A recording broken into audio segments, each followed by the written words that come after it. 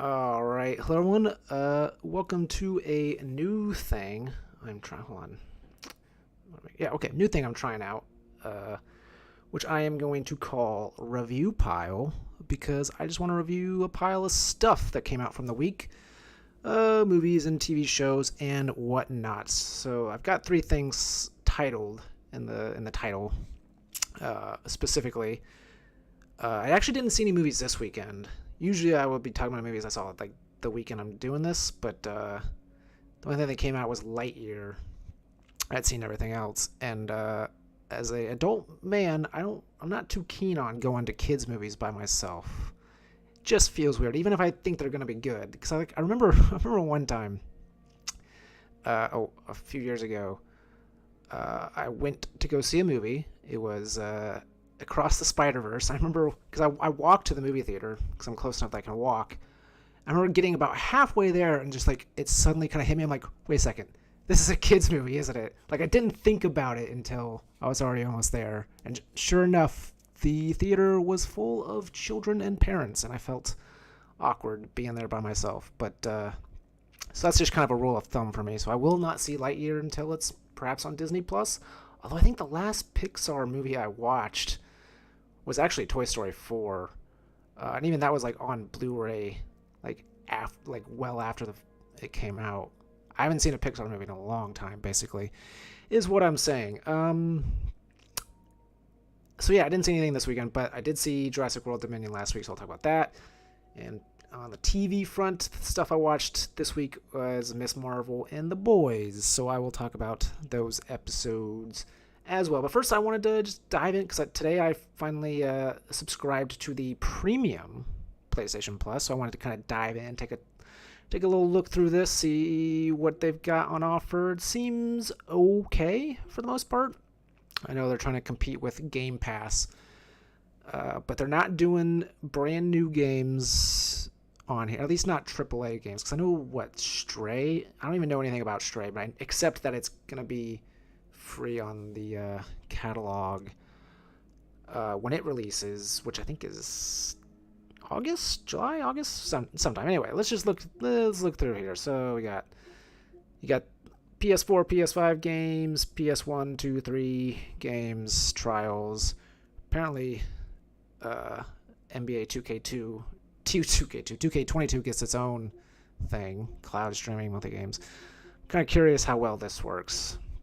But let's see. So let's look at this. So we got game trials. Yeah, I think we all wish we had a trial of this when it came out. But you get one now. Anyway, you got Spider-Man, very good game. Haven't played this, haven't played that. Great game. So there's lots of good stuff on here. I haven't played any of those. I might at some point. So you got recommended titles, which I saw this. I was like, really? Didn't everyone hate this game even more than the first one? Was this yeah? I thought this game was like horribly received, like terrible game. But I put whatever you want on here, I guess. Some of these I don't even recognize, like Matterfall, Caladrius Blaze, Get Even. Never heard of any of those. Here's the monthly games. This is the same as always, just new stuff. Ubisoft. So is Ubisoft Plus? I guess it's just like certain games from Ubisoft Plus is on here. I don't understand this exactly. I've never played The Division. Maybe I should play The Division. That's a good game. There's lots of good games on here. Trials Rising. I never played that one. Yeah, there's... What the heck is that? So, there's good stuff on here, but I think... And discounts. Why is... So it's in the catalog, but then you can get like the ultimate. But what even? Because there was no DLC. Is it just like a bunch of what? Why would you even pay $34? What do you even? Okay, I'm curious. What do you even get? Moonshiner. It's just a bunch of gold bars. But no, but these are even more add-ons. What do you actually get with this? I don't know. That seems odd to me. And a bunch of stuff. So the interesting thing is the classics, right?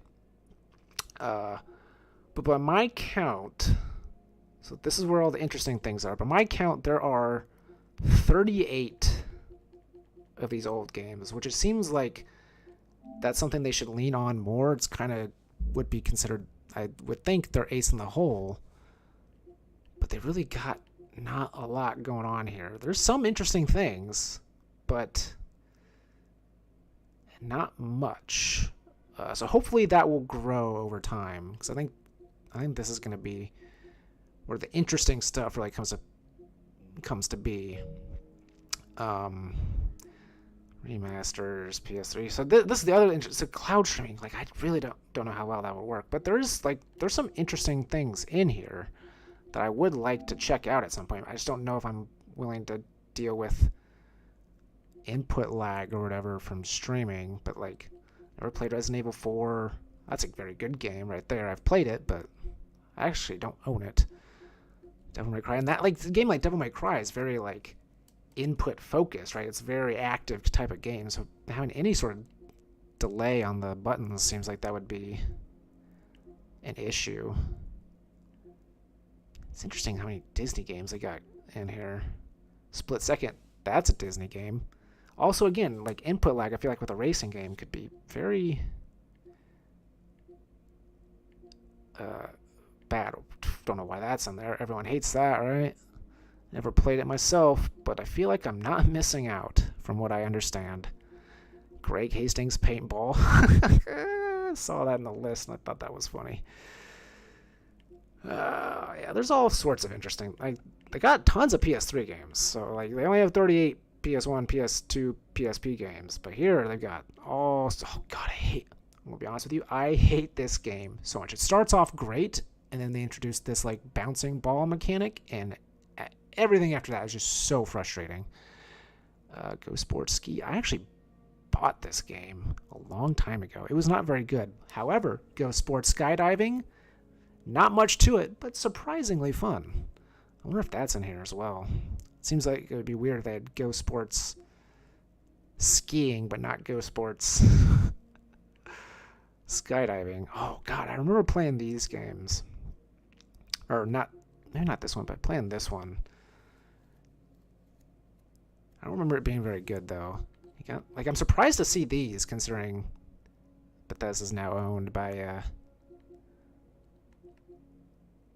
Microsoft. Of course, I own all these on disc. I wonder how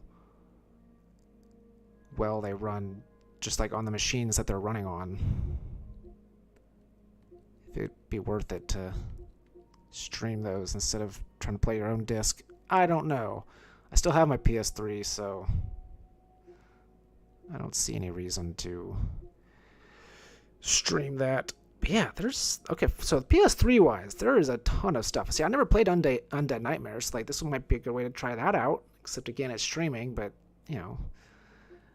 I've played a bunch of Lego games, and I've actually enjoyed them quite a bit. But so, like, some of these I haven't played, so that might be good to look into. Oh, God, Pirates... Star Wars The Force Unleashed. Never played those. So, yeah, there's interesting stuff. But anyway, I took the liberty of, beforehand, downloading the game that everyone has come to see. If you're going to sign up for PlayStation Plus, this is the reason why. #1 game, absolutely, like, worth the price of admission. Everyone should get it just for this. And of course, I am talking about Toy Story 2, Buzz Lightyear to the Rescue, from the PS1 era. All jokes aside, I actually played the heck out of this game as a kid. Not on the PS1, because I never owned a PS1, but on the PC. And at the time, so like, since I didn't own my own consoles, I didn't have an N64, I didn't have a PS1 or anything like that, so I wasn't aware that this was a genre that they were ripping off, specifically. So the genre being, of course, collectathon, I think is the term that people tend to use. But so I had never played Super Mario 64, Donkey Kong 64, Banjo-Kazooie, any of those like classic Nintendo games that follow this kind of style of gameplay. So for me, it was a ton of fun because I had never played anything quite like it. But I also have the objective mindset now to know that it's definitely ripping off those games and not particularly well. Hold on. Let me turn this down on my end here. But yeah, I mean, I had a ton of fun playing this game, and I imagine I'll have a ton of fun playing it now, even though it's probably not particularly good. Traveler's Tales, they're the ones I believe that make the Lego games, right? Walt Disney Pictures. I'm gonna skip that because that was the cool thing about this game for me as a kid.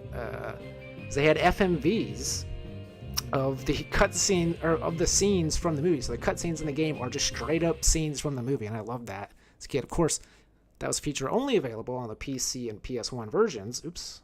Okay. Oh, back in the day when demos would play when you didn't press any button fast enough.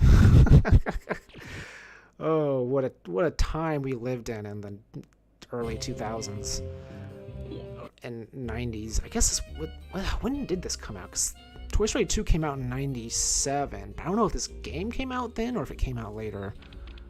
Yeah, see, movie viewer. Oh, man. But yeah, the N64 version didn't have that capability because Nintendo 64 couldn't play FMVs. So I think they had, like, if I remember right, they had, like, slideshows of shots from the movie. Still images. But anyway, let's go ahead and dive in. Oh, God, this is bringing me back. This is some nostalgia trip here. Oh, yeah, so I'm going to skip that so I don't get content ID and get the stream taken down because that would not be fun. I've never actually played this with a control. Oh, it actually looks surprisingly good, like surprisingly crisp. Obviously, the polygons are all over the place. Oh gosh, see, like the right stick's not doing anything. I'm so used to modern games, and now the right stick doesn't move the camera, and I hate that. Okay, I have to like wait for it to do it itself. Okay, how do I shoot? Okay, so square shoots. Okay, gotta get the coins. The coins will disappear, so you need to get them because you need to get 50 to get the. Oh god, the controls are the controls do not hold up at all. But yeah, you need to get 50 for ham. Oh god, I keep moving the right like camera mode. Active camera? No. Passive camera?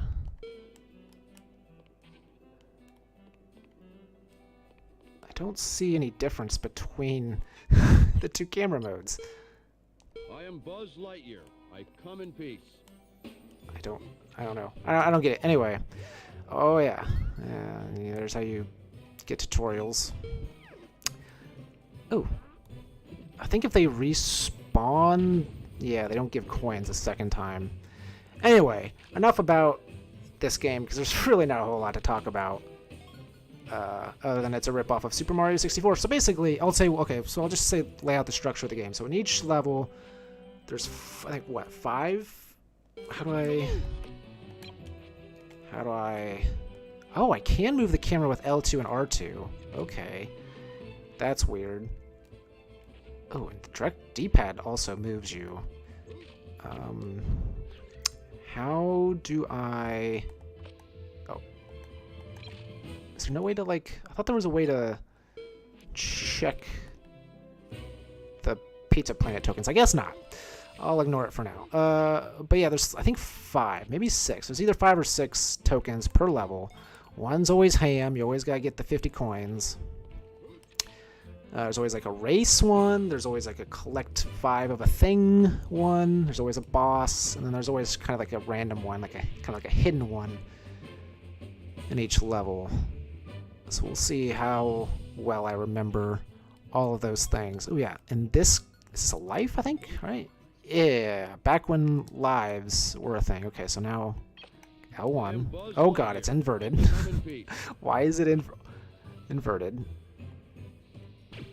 Okay, right, if you charge, get green laser. Green laser's more powerful. So L1 aims, okay. I don't need the tutorials. Okay, Buzz, do you want to grab the thing? Oh, do I have to shoot this one as well? I think I have to shoot this one as well. I thought it lowered. I guess not. There we go. So I think you can charge there too. Is there? Yeah, circle, and then if you hold circle, do this. And you're invincible, but then you get that little punishment at the end of. God, trying to use L2 and R2 to turn the camera is not fun. Make sure I didn't miss any coins over here. Nope. Okay. Well, anyway, let's get to the whole review pile aspect of this. So I'm going to pop, oops, wrong button, this up. Jurassic World Dominion spoilers. I'm going to talk about Jurassic World Dominion and how much I absolutely despised that movie. The last two, this one and Fallen Kingdom, have been some of the worst movies I have ever seen in my life. And that sounds like an exaggeration, but it's really not. I mean, it's not as bad as Moonfall, but that's not exactly saying much. Moonfall is by far the worst movie I've seen this year. But why did I even do this? I know all the things. What do you want? Listen to this. Oh yeah, you just give a hint, right? I remember that now. Okay, so let's talk about Jurassic World Dominion and why it's such a terrible movie. First of all, the plot logic is just so bad. Like, there's a scene, like the scene that I find the most offensive plot-wise is there's a scene where they've got the clone girl captured, BD Wong and his boss, who is Dodgson from the first movie, because for some reason, like, we need to bring that guy back. And somehow he's climbed the corporate ladder all the way to being a Steve Jobs-esque guy. I don't know why they decided to do that. I'm pretty sure it's all for the, like, hey, do you remember this guy? Remember Dodgson? We got Dodgson. We got Dodgson here. That's the only good thing about Dodgson is that line. But they've got her captured in this lab, and they've got like these like bracelets that kind of act as like kind of badges, like security badges to like badge in and out of doors. And for whatever reason, now BD Wong's on a bit of a redemption arc in the movie, but I don't think he did this intentionally. At least they don't imply that. He just leaves his just like on. Oh God, I missed out on that coin. Okay, if I remember right, doing this is a good way to. Oh, maybe not. Oh, right. Okay, I remember now. Okay, so you want to charge it up, but then wait for him to go like that. And you can beam up a bunch. Okay. Well, maybe that's not so. Oh, look at how much damage that did. That did so little. It's absurd. Oh gosh. Get to it. If I remember right, if you fall off the boxes, I think he gets all his health back.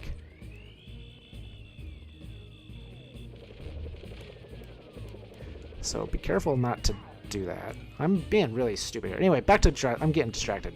Back to Jurassic World Dominion. Yeah, he just leaves his like on the table, and then oh gosh, I let him just completely recover. That was smart. But yeah, he leaves it on the badge or on the table, and then he leaves the room to go talk to Dodgson. And then of course she takes the badge and she releases the baby raptor, and then runs away. And then they act all surprised, like, "Oh my gosh, how did she get away?" I'm like, "She left her security badge. Like, if you made it so easy for her." And again, they could have done something to imply that he had done that on purpose, but they really didn't, because he even like yells after her, like, "Come back!" Like he seemed like out of like concern for her. Like he doesn't seem angry at her, but it's still just weird. And now let's talk about BD Wong's character, Dr. Henry Wu, who is the strangest character in. Hey, that's a leg up on Super Mario 64. You don't have to leave the level when you get the Pizza Planet token. But Henry Wu is such a bizarre character in the franchise because he's a different character in every single movie. In the first movie, he's basically just there for exposition and nothing else. He's got like a tiny bit of arrogance when Ian Malcolm questions the viability of the park. He's like, oh, are you suggesting that a park full of dinosaurs will find a way to mate? All right, like, he's a little bit of arrogance, but for the most part, he's just there to explain how everything works, right? So that's all he is. And then he's not in the next 2 movies because no one really cared, right, about that particular character. Like, BD Wong, great actor. He's done a lot of good stuff. But as a character, like, there's no reason to bring him back. But then they decide to, again, much like the Dodgson thing, I'm just like, hey, remember this guy? He's back. Oh, God. Yeah. Oh, yeah, no time to lose. Oh, games and their wonky controls. Oh, my gosh. And cameras and everything. But BD Wong, so Henry Wu in the first movie, basically just exposition. He's just an exposition character. That's all he is. In the second movie, they're like, well, what if he's the villain? And he's like basically a mad scientist who's like super arrogant and doesn't see the error of his ways. You gotta love that. Even when he's on the other side, you can see all of him. Which from a gameplay perspective is, I guess, helpful. Oh my god. But from an immersion standpoint, it's pretty silly. Alright, can you work this time? And then in the third movie, they're like, well, what if he's now a redemption arc? Oh god. And he does see the error of his ways now, and he's trying to make it right. So that's basically... So he's just a different character in all 3 movies. See, there's zero consistency. God, these controls... Oh, so that's the 5 things we gotta collect on this level, is sheep for Bo Peep. I mean, when you think about it... Oh my god, these controls. When you think about it, from like this being a licensed game from a very specific movie, none of this makes any sense because like they're looking for Woody. They have to leave to find Woody out in the world, but Bo Peep has Buddy collecting her sheep for her. What a waste of time, Bo Peep. Like we ain't got time to spare. We gotta go save Woody, not your dumb sheep that will just be collected by Andy's mom if we don't do it. Oh my god. Okay, this is more difficult than I was anticipating. Can you... Okay.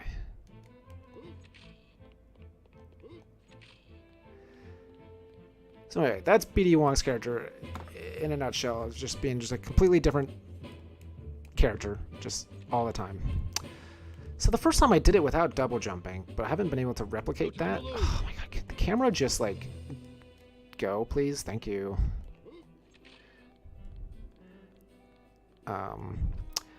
And then, so back to Dodgson. Let's go back to Dodgson and why Dodgson's such a terrible character. And why, oh my god. I'm having more troubles with this game than I was anticipating. But, I mean, from a character standpoint, he's fine, whatever. I don't really care about him as a character. I misspoke when I said that. But the thing I hate about Dodgson is at the end of the movie, I mean, he's a pretty one-note character, so he's bad. He's a bad character in that regard, but it's nothing that pissed me off. But the one thing that did piss me off is that towards the end of the movie, they're in his office. He's got like this shelf full of like mementos from his career as a genetic scientist, right? And one of the things, and this like legitimately like really pissed me off, like it really annoyed me. One of the things is the Barbasol can that he gave to Nedry to put the... Oh my god! Okay. That he gave to Nedry to put the embryos in the first movie. Now, this is upsetting because it completely defeats the purpose of what happened in the first movie. Because in the first movie, Nedry gets attacked by the... Oh god. See, I'm never sure if I'm going to make it, so I keep pushing up on the stick, and then guess I'm still pushing up on the stick, he falls off. It's frustrating. But anyway, in this, he gets attacked by the Dilophosaurs, or whatever they're called. Gets killed, or the one Dilophosaur. I might be getting the name wrong, but the sludge spitting dudes, dinos. Oh god. Okay. Okay. We're gonna take this nice and slow. We're gonna get the sheep first. We're gonna ignore the coin. Oh my god.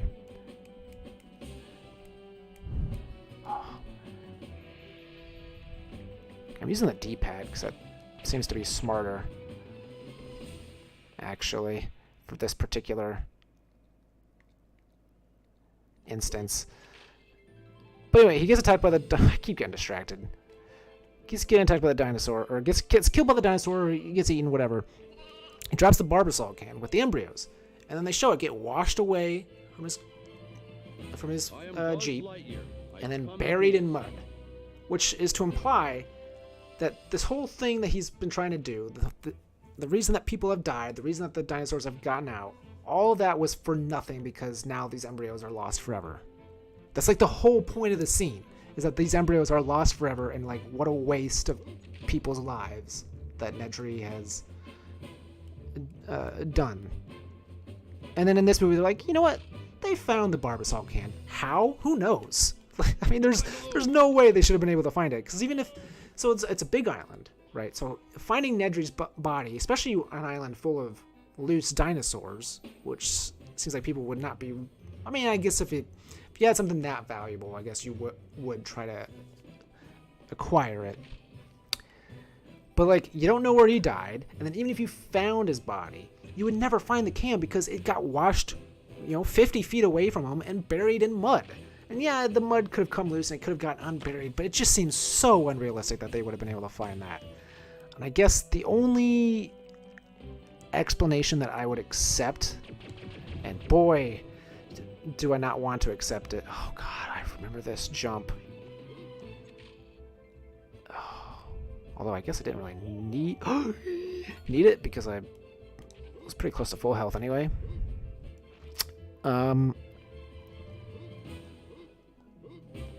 Get in there. Kill you. The coin, thank you. I'm already at 23, halfway there, almost halfway there. But yeah, so it really upset me that he had the barbasol can. Like that actually made me angry that happened. Okay,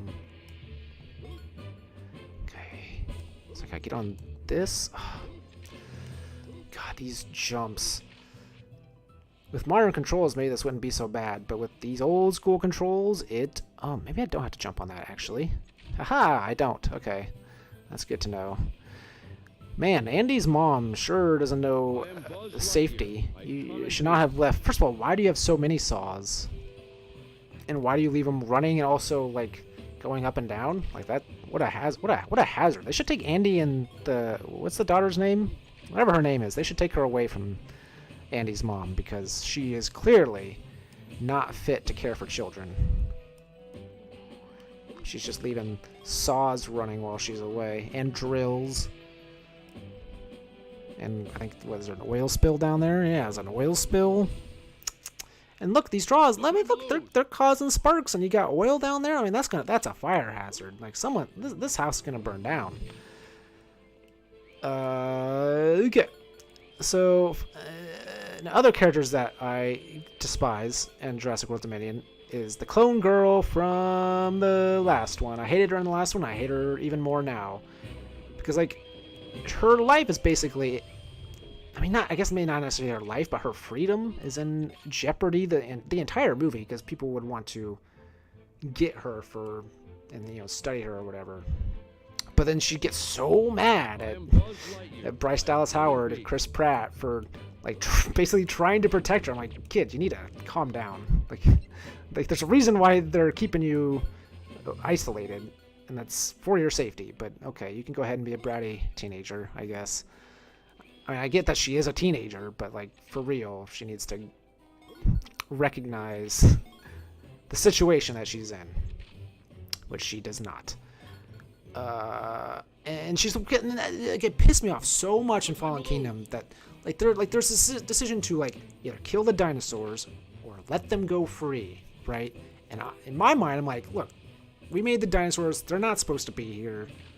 They should kill the dinosaurs because they're gonna kill people. And not only are they gonna kill people, but they'll wreak havoc on the habitats of animals because it basically would be an invasive species. Like they're not gonna gel with.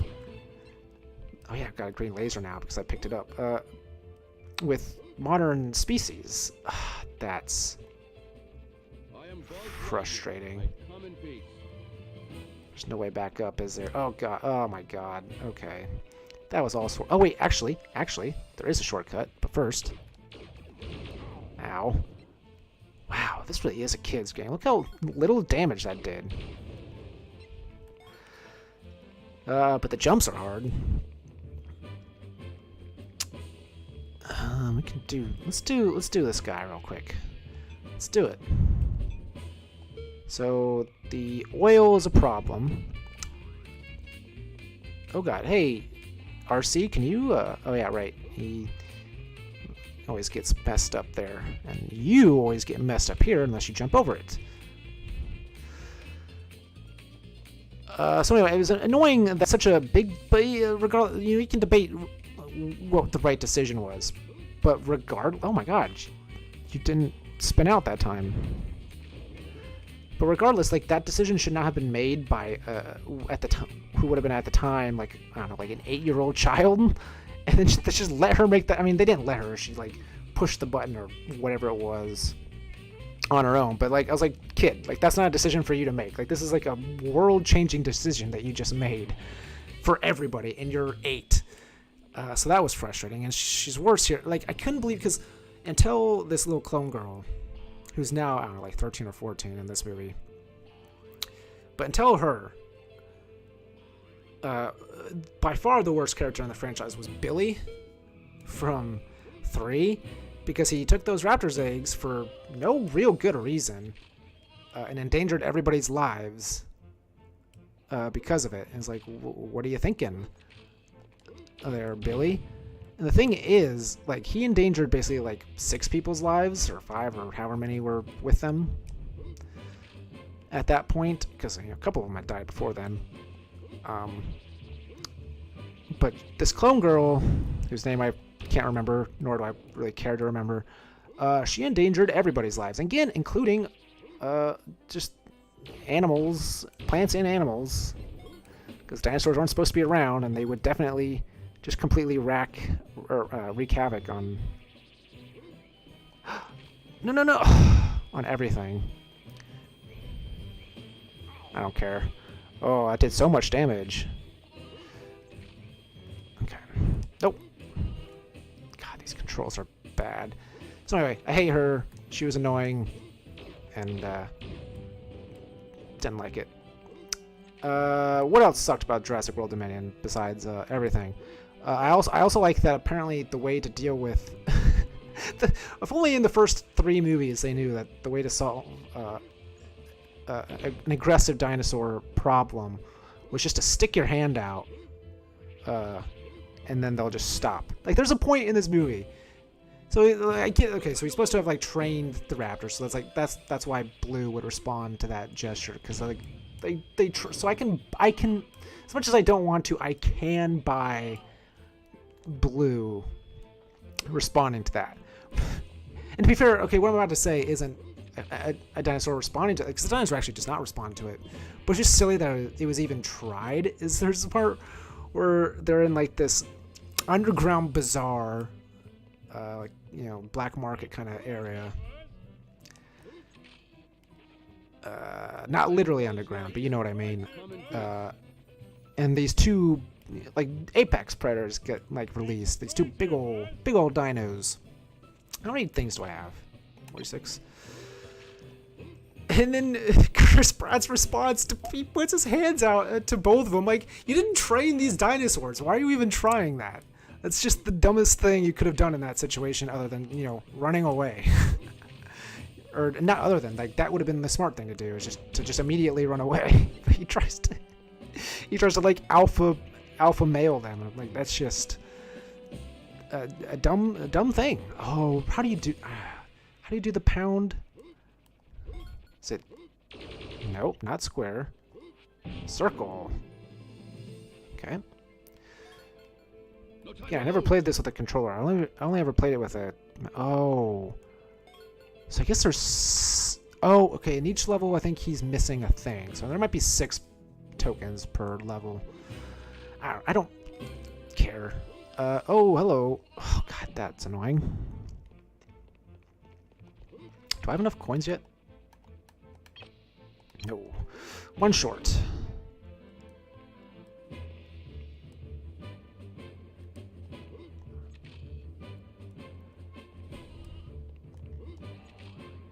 Okay, don't know why you're not grabbing onto the ledge there, Buzz.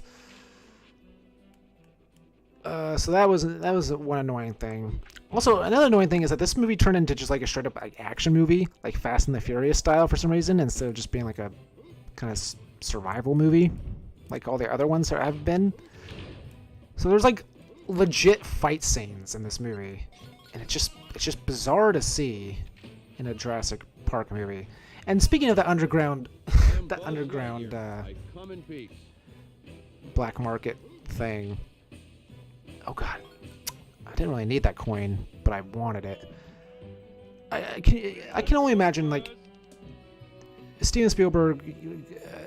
Let's go back to like 1993, 1994, like a year after the movie came out, the first one, and you show him a clip of what his franchise became, and specifically that clip of the underground black market with all these, like, I get that some of that would happen in real life. Like if people were able to capture dinosaurs, there would absolutely would be like, dogfight-esque dino fights. Like, but still, it just felt so bizarre. This time with an I instead of all A's. To see, it was just strange.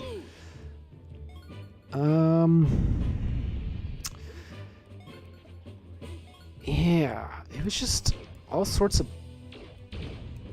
bad. I don't remember if there's anything else that I particularly hated about. Oh yeah, there was the whole like weird locusts thing, which was this odd direction for the franchise to take. It was kind of nice seeing the old people, I guess, but not particularly. They didn't really do much with them that was interesting. I will say the one good thing. Well, okay, I'll say a couple good things about the movie. I've said a bunch of bad things. Let's now say a couple of good things. There are some interesting shots in the movie. It is shot somewhat well. Like I particularly like the scene where Bryce Dallas Howard is in the like swamp. You have like the camera split between the underwater and above water. You have the blind dinosaur, which, by the way, was that dinosaur supposed to just like be blind from, like, not like the species is blind, but just that particular one was blind, or was it species supposed to be? Oh my God! Can you grab the ledge? Or was the species supposed to be blind? Because it'd be weird if its species was. Oh, I mean, I guess I was gonna say it's weird because like why would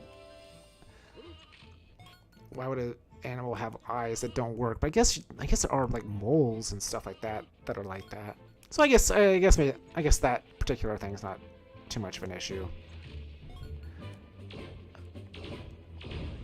But yeah, so there's some good shots in there. And there was one line that elicited a genuine chuckle from me. I keep using the right stick even though it's not doing anything. I don't need your coin, so I'll just let it go. Okay, then. Ooh-ah! Okay. I think I'm done in here. Oh, actually, no. Oh, Bo Peep's up here, but I don't have her 5th one, so no reason for me to be up here.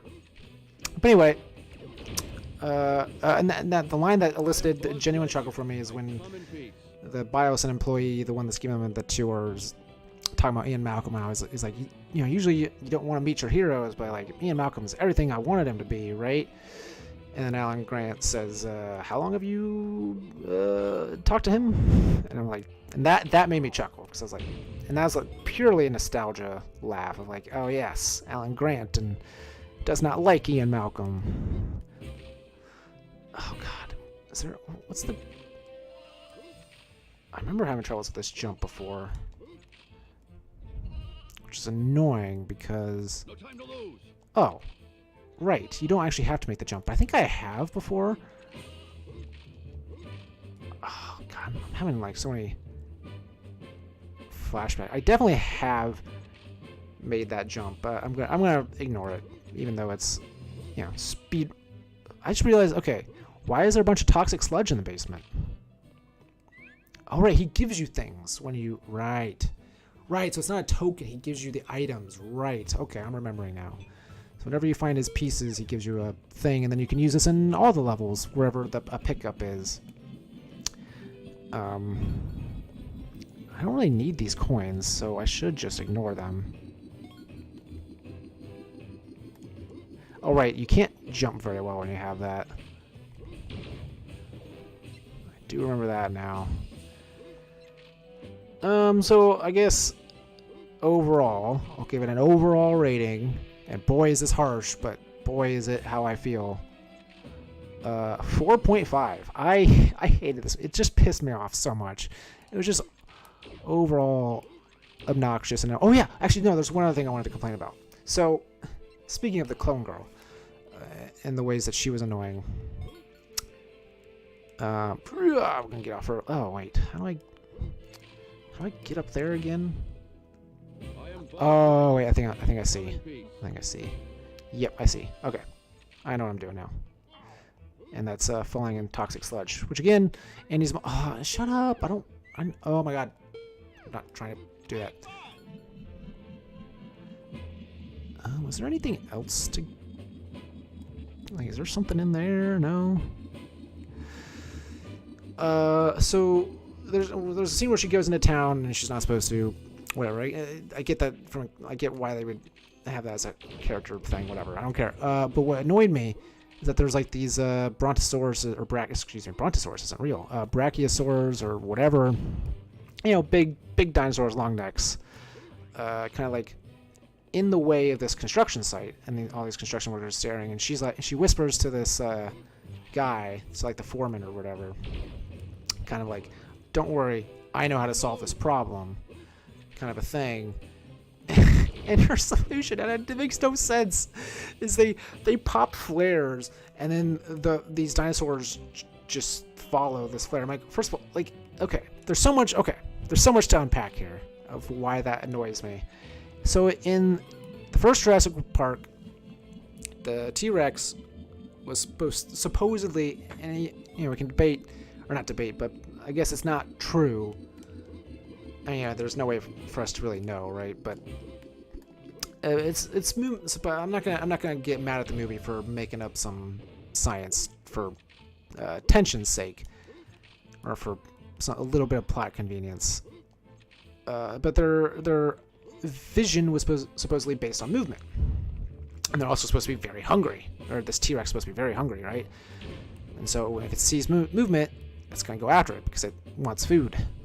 So that makes sense why, to distract the T-Rex, Ian Malcolm, from eating the children, or I guess at that point from eating Alan Grant, or what? No, Ian Malcolm kind of screwed the pooch on that one because the T-Rex was like about to go into the woods to chase the flare that Grant had thrown, but then Ian Malcolm was like, "I'm gonna be a hero anyway." So it makes sense why the T-Rex would follow the flares in that situation. And then in the fourth one, again, it makes sense because it's a hungry thing, it sees movement, it's going to follow that. And that's why Bryce Dallas Howard is able to lead it away in that movie. But in here, this dinosaurs whose movement is not based on the movement, as far as we know, or as far as they've even told us it within the movie. And, you know, maybe that's the case, but, like, oh my god. I'm going to die. I'm going to straight up die. Because these controls are so bad. I was talking about how Oh, you know what? There is one thing. Hold on. How do I heard tell of like rewind mechanics, or how do I access that?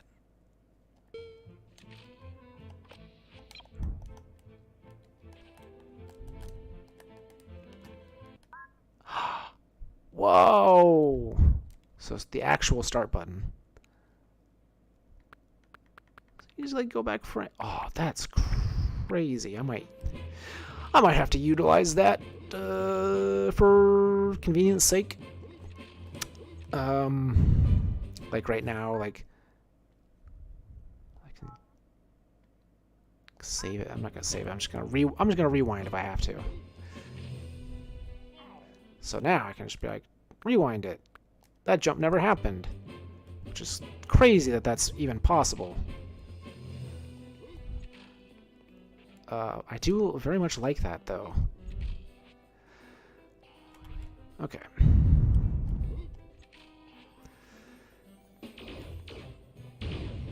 But anyway, so their vision's not based on movement. The movie has not told us that. And also, they're not predators, so they're not looking for food. But they take this flare and then they get in a tractor and then they drive, or like a caterpillar or whatever, and they drive away with this flare hanging out the window. And all these dinosaurs just like follow it, like they're hurting these dinosaurs with a flare. So I'm like, okay, first of all, how does she know to do that? Like, there's no reason for her to have that knowledge. I guess you can make the argument that Chris Pratt could have given her that knowledge, but he was a raptor guy, not a big herbivore guy. So I don't know that he would actually know that information.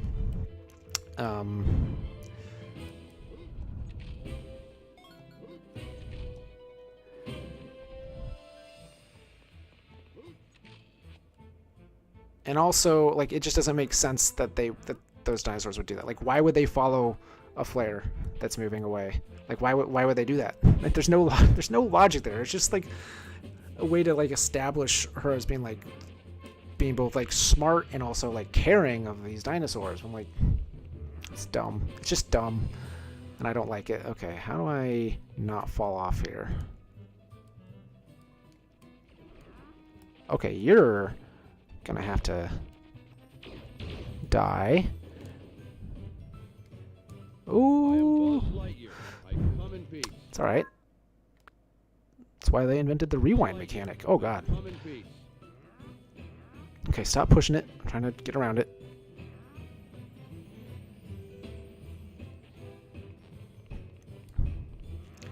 So anyway, 4.5 out of 10. Did not like Jurassic World Dominion. Kind of hated it. But, you know. It is what it is.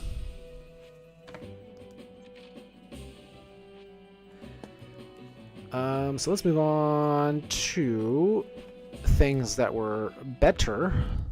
I'm going to pause it real quick because I'm going to need to do some typing here.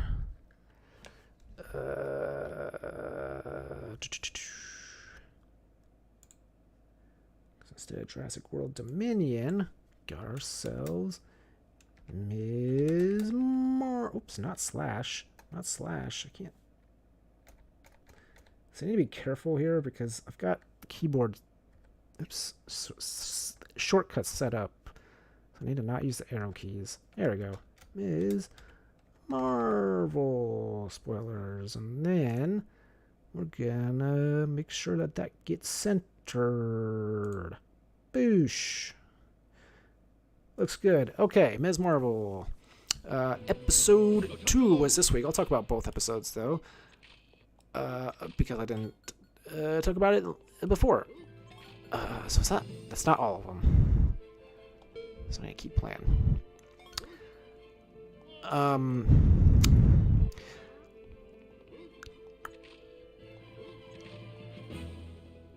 Okay, oof, I just got really lost in thought there. So I'll talk about the first episode first. And I, for the most part, liked it.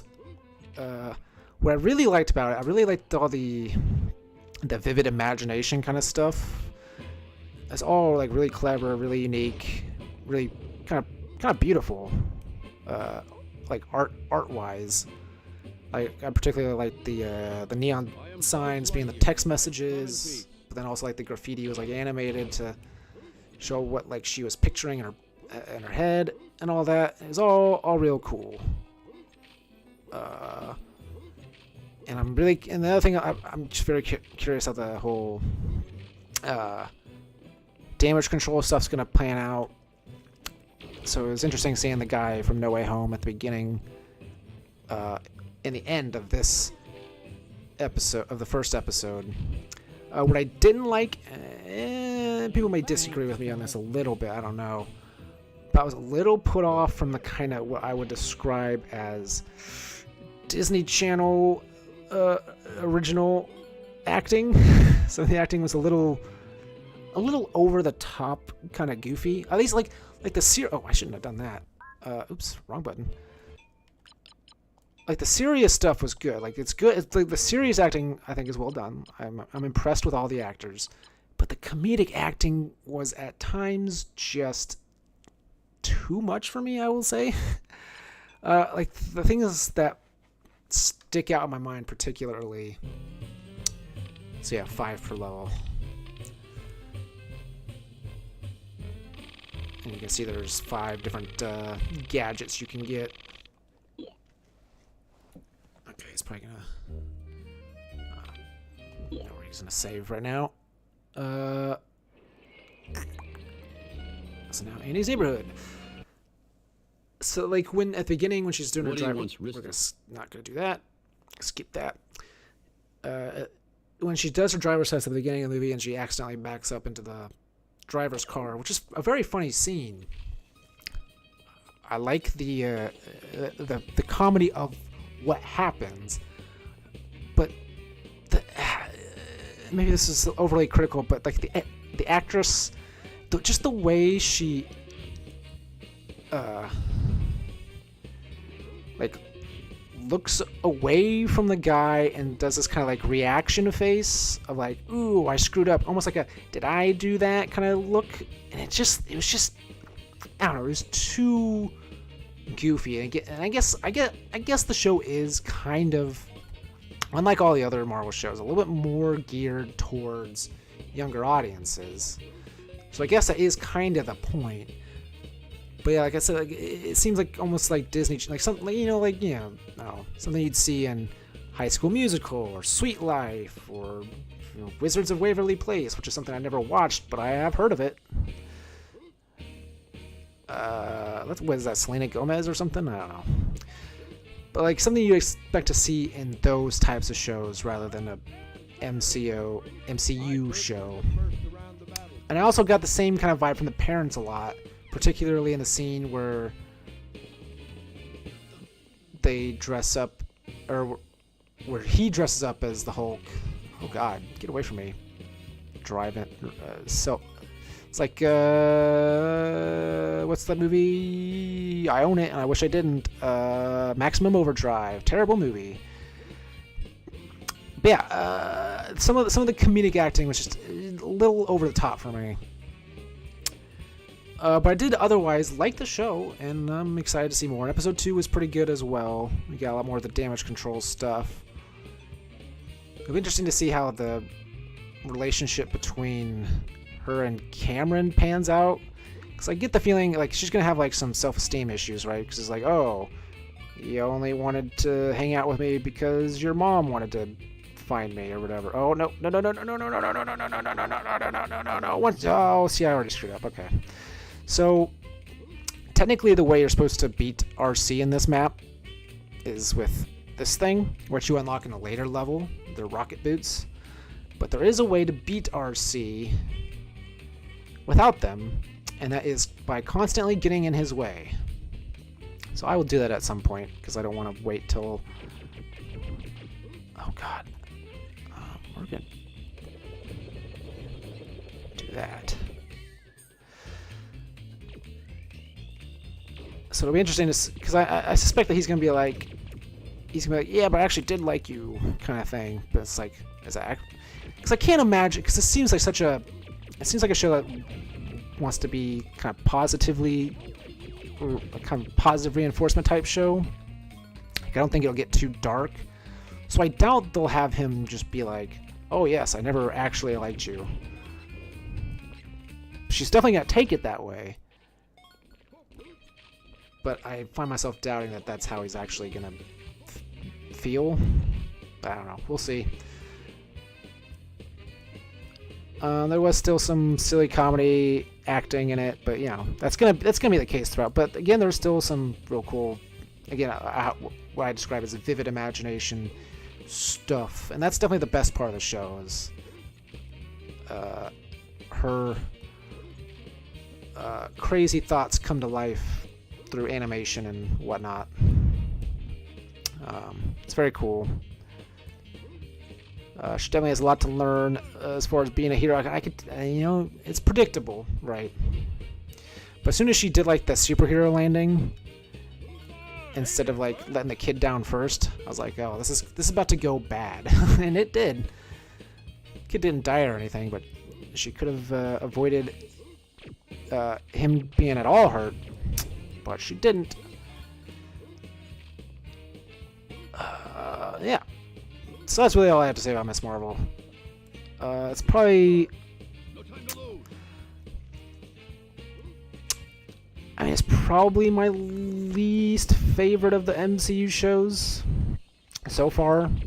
That's because I actually liked all of them. Oops.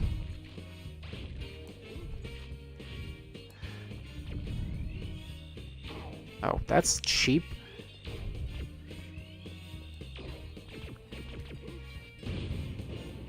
I already got your coin. But I really liked Moon Knight, and I really liked Loki and WandaVision, Falcon and the Winter Soldier. She-Hulk looks interesting. I really hope they fix that CGI though, because it was distractingly bad. Anyway, that's all I really got to say about Miss Marvel. So now, let's move on to a show on the opposite end of the spectrum.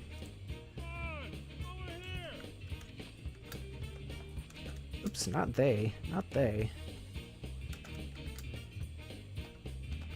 The Boys. The Bears. The Boys. The Boys. Which is, not a positive reinforcement type of show.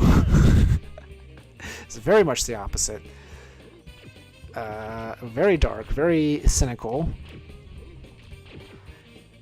And it's interesting the direction they're going because I'll just talk about, I'm not going to talk about each episode individually, but I'll just kind of talk about everything up to this point.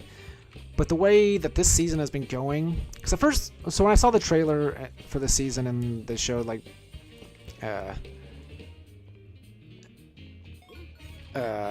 Butcher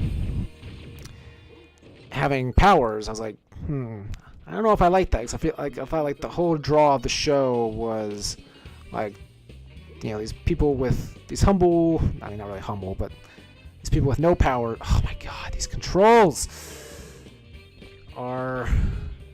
they leave a lot to, oh wait, I forgot.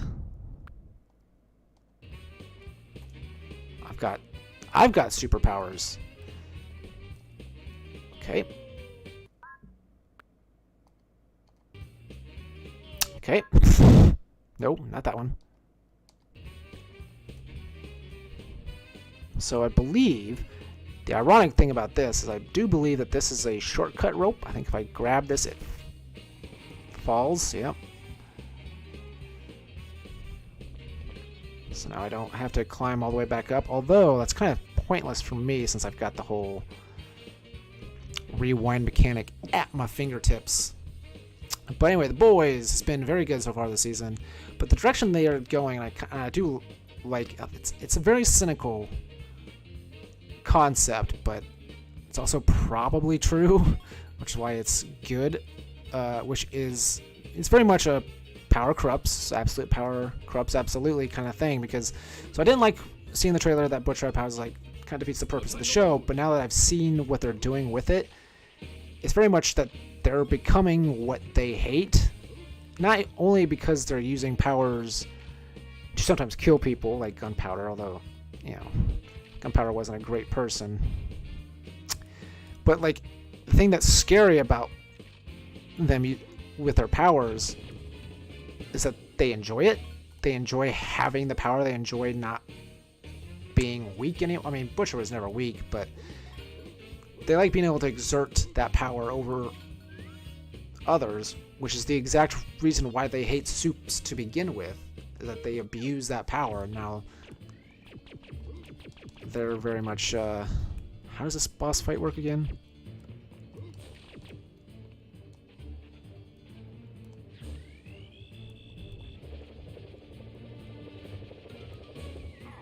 Okay, apparently not like that. Ow. Ow. Oh, okay, trying to... Okay.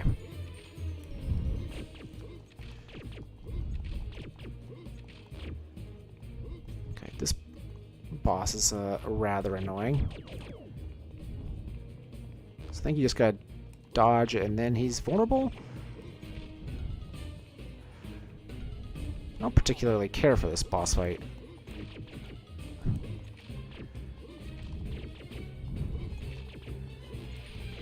Maybe I do just need to get to the top, but he seems to go higher.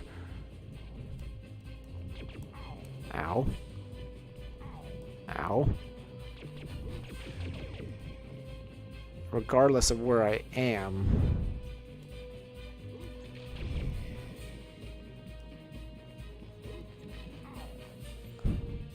Camera's pretty wild. Okay, I need to get that battery is what I need to do. Okay, camera, can you look the way I want you to look? No?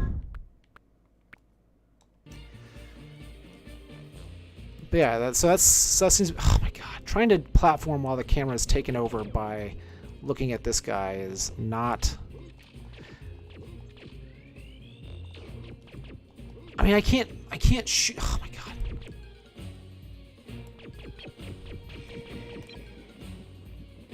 I guess that's what I have to do, is just aim with this, even though it's horrible. Gee, I cannot do that. I do not remember this boss fight being this annoying, but, whew, is it annoying right now? Cool. Nope, not that one.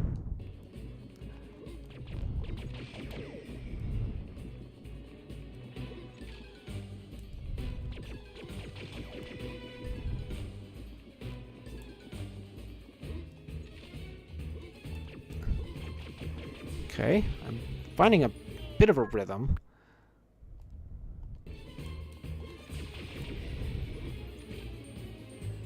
Which is good.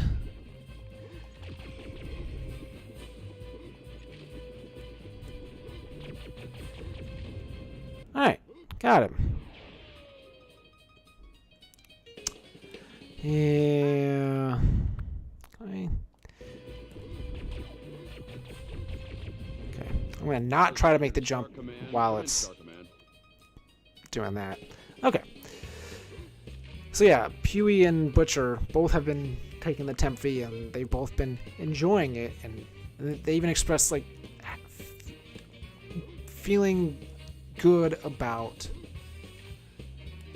having power over others, which is scary, and they are very much turning into what they hate, to the point where Butcher even has a bit of a tryst with Maeve. I'm just gonna leave it. I don't care about that. Oh god, no. Okay, I do care about you. I need to find a battery.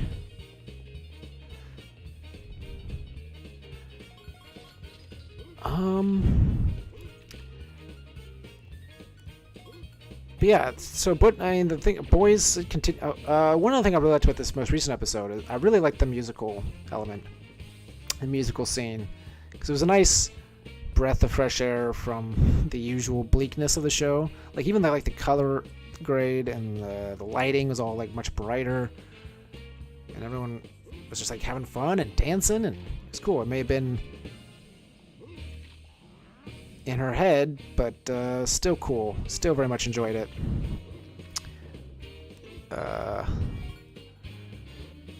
Yeah, this season does definitely just not shy away from the dark stuff or the mess, just the crazy stuff. There's a scene in the first episode of this season that is the most wild thing I have ever seen in a TV show, which is the termite scene, where two lovers. I know that apparently sounding is a thing, and people like that, which is cool. Do whatever you do, man. But like, just the idea of someone shrinking and then going inside another person's urethra is just like, it makes me like pain cringe, because I feel like that can't feel good, right? Like, that's gotta hurt.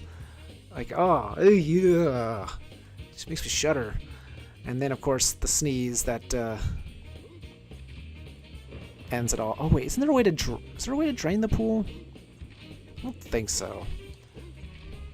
Okay. Oh, I've already got. Okay, I'm being stupid. I've already got 50 coins. I don't need to worry about.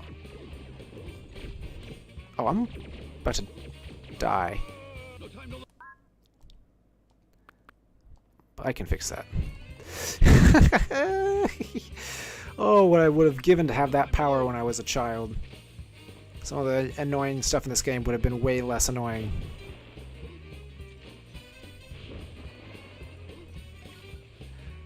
Alright, so that's the hidden one. So now let's do some of this platforming here. So I guess I'm done with my review pile, though I want to just, because I haven't been doing this all year, I just want to touch on some of the other movies I've seen this year. Because I've written down Buzz Lightyear to Star Command. Come in, Star Command. Ratings for every movie I've seen. I just haven't talked about them. So let's run down the list. We'll start from bad to worse, or from bad to good. So at the very bottom is Moonfall.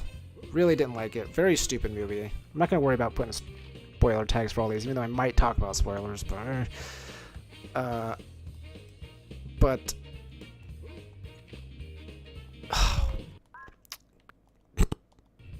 Moonfall was just so bad. The only redeeming thing about Moonfall was John Bradley, who was very clearly trying to make the best movie he possibly could, but no one else was. Nobody else was at all. It was a very dumb plot, very poorly. I mean, the kid they get, not the young kid who actually wasn't that bad, but the like teenage kid they get to play Patrick Wilson's son is like the most wooden actor I've ever seen in a Hollywood movie. It truly bad. I feel bad for saying that, but my God, he was not a good actor. It's funny, the younger version, who's only on screen for like 2 minutes at the beginning of the movie, actually was not terrible.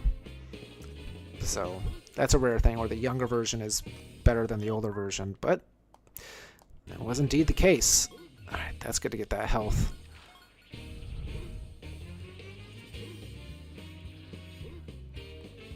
Okay. So there's another army man. Is there something on top of that? I don't think so. I don't think you can even get up there. So yeah, Moonfall, real bad. I would give that one a 4 out of 10 because it was truly, truly awful in every sense of the word. Like, Patrick Wilson and Halle Berry, like, they're good enough actors that they can get away with like not trying, which they do not try in this movie. I mean, okay, I shouldn't say that because they very much might have tried, but it was definitely not their best performances. But again, they're good enough actors that like even a weak performance from them is passable, right? It's a very stressful way to do this race, by the way, because if he ever passes you, then it's over. So you gotta make absolutely certain he never passes you. As long as you keep standing in front of it. I remember as a kid, like, I was so proud of myself for figuring this out, because like I didn't look this up on the internet or anything. Like, this is a strategy I came up purely on my own, and I was so proud of myself. And it's a very useful strategy, because then you don't have to come back to this level later on, because you can get all 5 tokens if you get this race done now instead of having to come back later. Because 4 of the tokens you can just get regardless, because you don't need any special powers to get the other 4. So this is the only one, oh gosh, only one that you need an item. Oh, also, I'm stupid. This is way less stressful than I thought it was. Because I can do this. Oh, this is awesome. No one man should have all this power. It's like MM says. The whole point is that nobody should have this power. No! Get out of here. Beat you. Beat you, RC. Haha! I won. I may have cheated, but I won. And in the end, that's all that matters.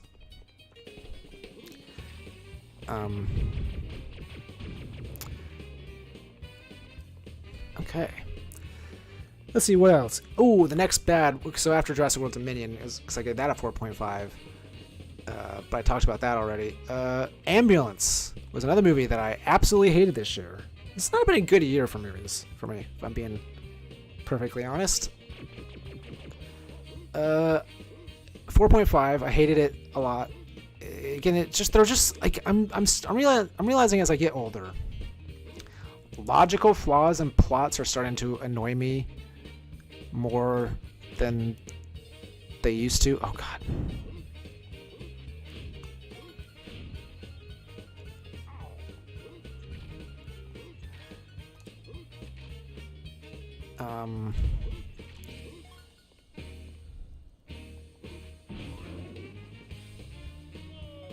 No time to lose. And Ambulance has all sorts of logical flaws. Particularly, like, the thing that annoyed me the most is that at the beginning of the movie they established that, like, this is a successful criminal organization that Jake Gyllenhaal has put together, right? They've even got a Keurig. That's like a whole joke in the movie. This is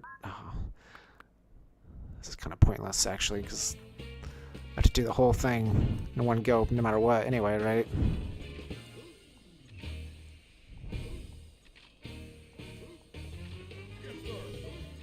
Okay, so I got you guys, got the money, got the moolah, got the boss. Ooh. Take care of those cars in one go now. Not so tough anymore, are you? Okay, you're tough. You get to live, because I missed you a whole lot. Where is Ham? I remember seeing him before. Bravo, Space Ranger. Excellent job. I can't remember where.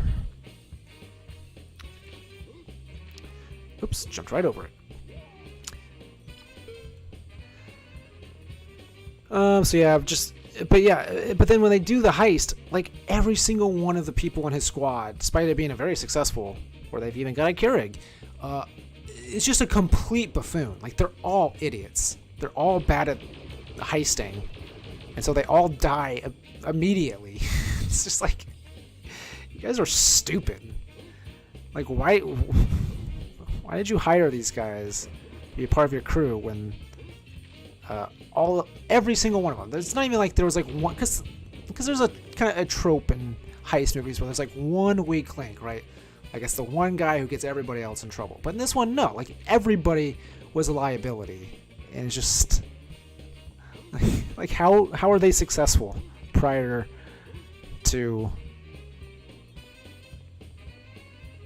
Where is Ham? I remember.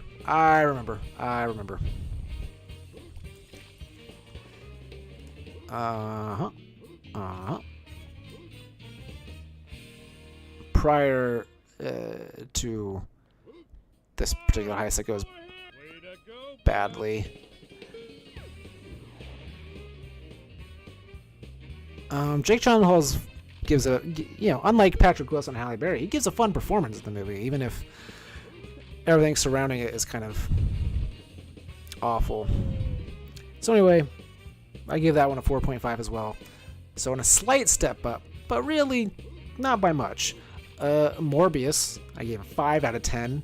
Not much to say about that other than it's just bad. Everyone knows it's bad. It became a meme, to which they responded by like, oh, everyone's talking about our movie again. Let's re-release it. And then it made no money again. I think it made, what, $360,000 when they re-released it? In the one weekend they re-released it? Wild. Absolutely wild. There are two things that pissed me off about the movie. And one is like the thing where it pissed me off in the trailer, but then it pissed me off even more in the actual movie. God, I keep pressing the wrong button.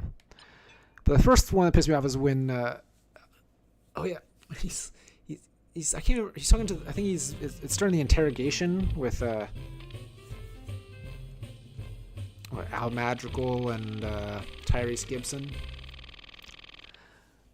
And he's like, I'm hungry. You wouldn't want to see me when I'm hungry. Like, it was just such a bad line that just infuriated me. Like, it's just a reference for the sake of reference, but without it being particularly clever or funny. Oh, right. So there's some levels that are just boss levels. That's what this is. It's this dumb plane. Oh, that's interesting. You don't get your health back when you start a level, apparently. So I'm about to lose a life, most likely. Okay, there's one hit. I can't remember how many hits it is. Oh, there's a health bar. That would seem to indicate... Wow. It's like actually shooting bullets at me. That seems crazy for a kid's game.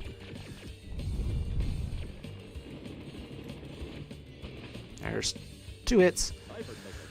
Then next would be Uncharted at also 5 out of 10. Oh yeah, I gave Morbius a 5, by the way. I don't know if I said that, but 5. Oh yeah, the other thing that pissed me off. I forgot to talk about the other thing that pissed me off. And so in the trailer, there's the scene where the guy's like, "Who are you?" He's like, "I'm Venom," and he's like, "No, I'm just kidding. I'm Dr. Morbius or whatever." And in the trailer, I was like, "Why is that's not a joke? Like just saying you're somebody else and then be like, no, I'm kidding." It's like I understand where the joke is there. When the movie is actually like worse, in my opinion, because in the movie he just says, "I'm Venom," and then doesn't say anything else. Like that's just how the scene ends. It's him saying, "I'm Venom," and the guy, I guess, thinking he's Venom, except for the part where I'm pretty sure in the Venom, and I never saw the first one. I only saw the second one, second Venom movie, which is weird, I know. But I don't think like the general populace knows who Venom is. I don't even think the name has ever been uttered in the movie, at least not the second movie. So it just seems weird for him to be like, "I'm Venom," because it's like I'd imagine the guy would be like, "Who's that?" and "How do you know him?" So anyway, that annoyed me. Because like, also like, why did he say that? Like, if you don't want them to know your identity, and just be like, then just don't answer the question. That's more intimidating to me. Like, if the guy goes, "Who are you?" and then you don't answer and you just eat them, like whoa, that's an intimidating and scary thing that just happened. But it's not how it went. Bonus movie awarded, but we're gonna skip it because content ID is a thing. Oh man, I'm burning through this game.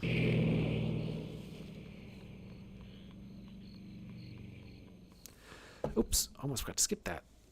Could have gotten myself in trouble.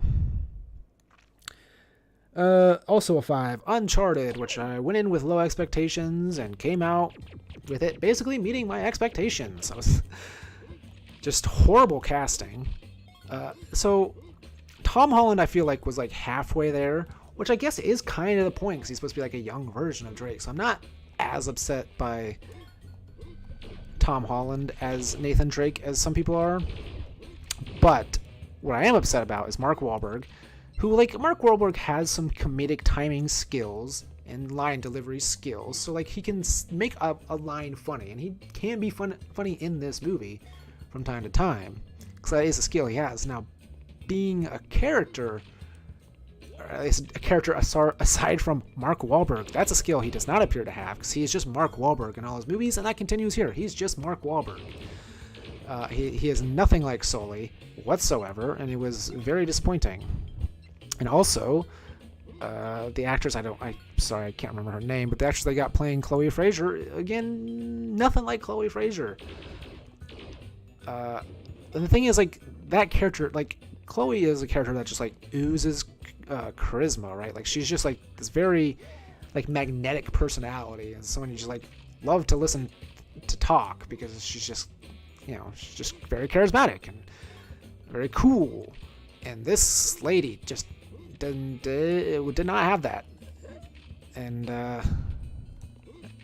so she kind of failed the character in that way. And I did not much care for her performance. And again, I feel bad saying bad things about actors. Because, like, I couldn't do any better.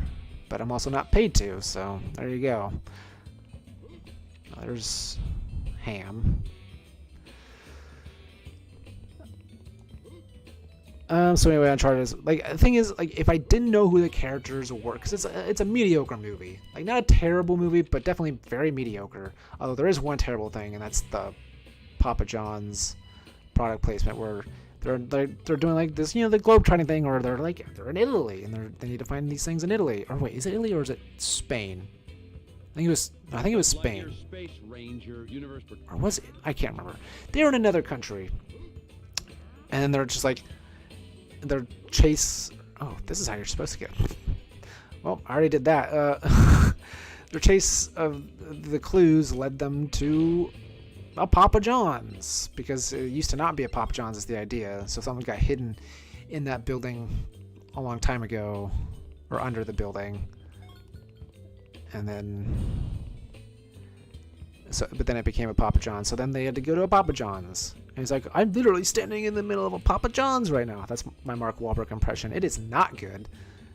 It is possibly the worst one ever recorded. I wasn't really trying, but if I did try, it wouldn't be much better.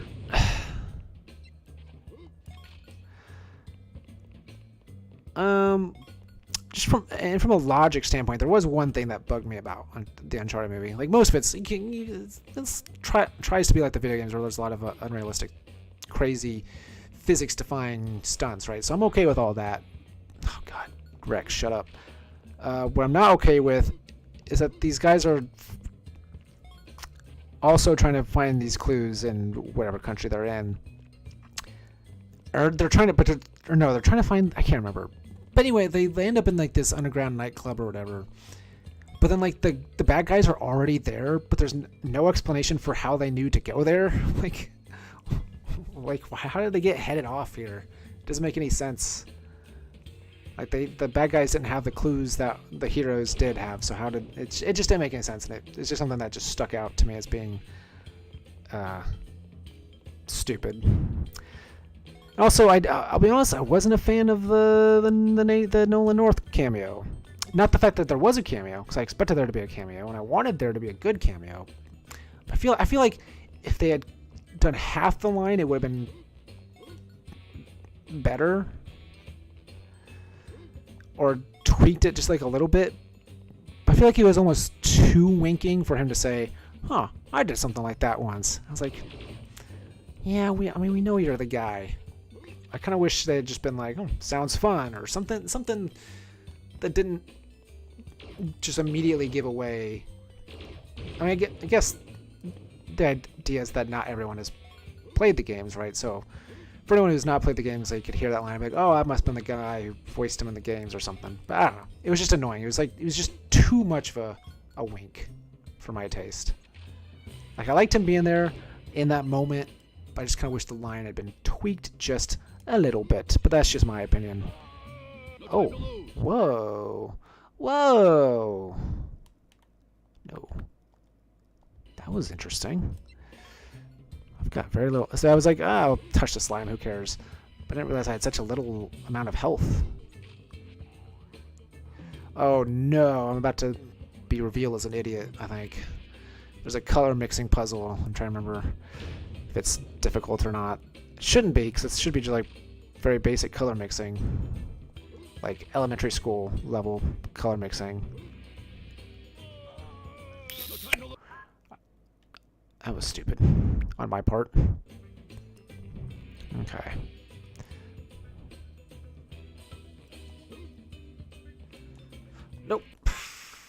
that's annoying. Oh, it's all so annoying. No time to lose. Alright, so you can just skip the rest of the drawers doing it that way. Okay, so what are we trying to do here? So we got red, blue, and yellow. So you need to make purple, so that's red and blue. I remember not understanding this puzzle as a kid and just like happening to figure it out by just not even trial and error, because trial and error implies that you learn something from every mistake. But I think just like trying it over and over and over again until eventually I got the colors and somehow it worked. I don't know. Okay. So orange, I believe, is red and yellow. I hope I'm not being an idiot here.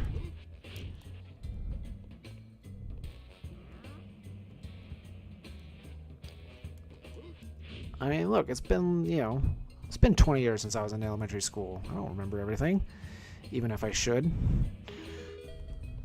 Okay, and I think green, by process of elimination, it should be blue and yellow. But I think I was pretty sure that was the case beforehand anyway. But not as sure as I should be. Yeah.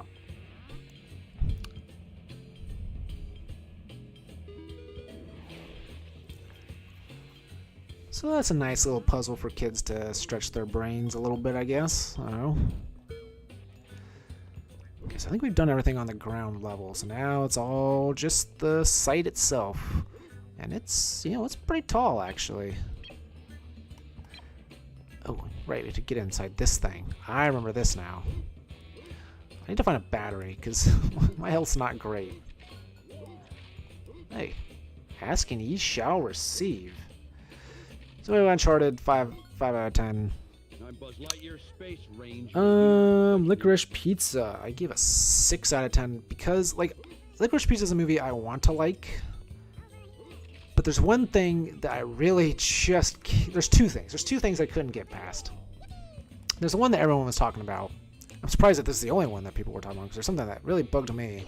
I'm surprised other people were not bugged by it. But anyway, the thing that bugged everybody, or at least a lot of people, was the racist voices. Oh, it's timed. It's timed. That's not great. Especially with these controls. Get up there. Yes, okay, I got it.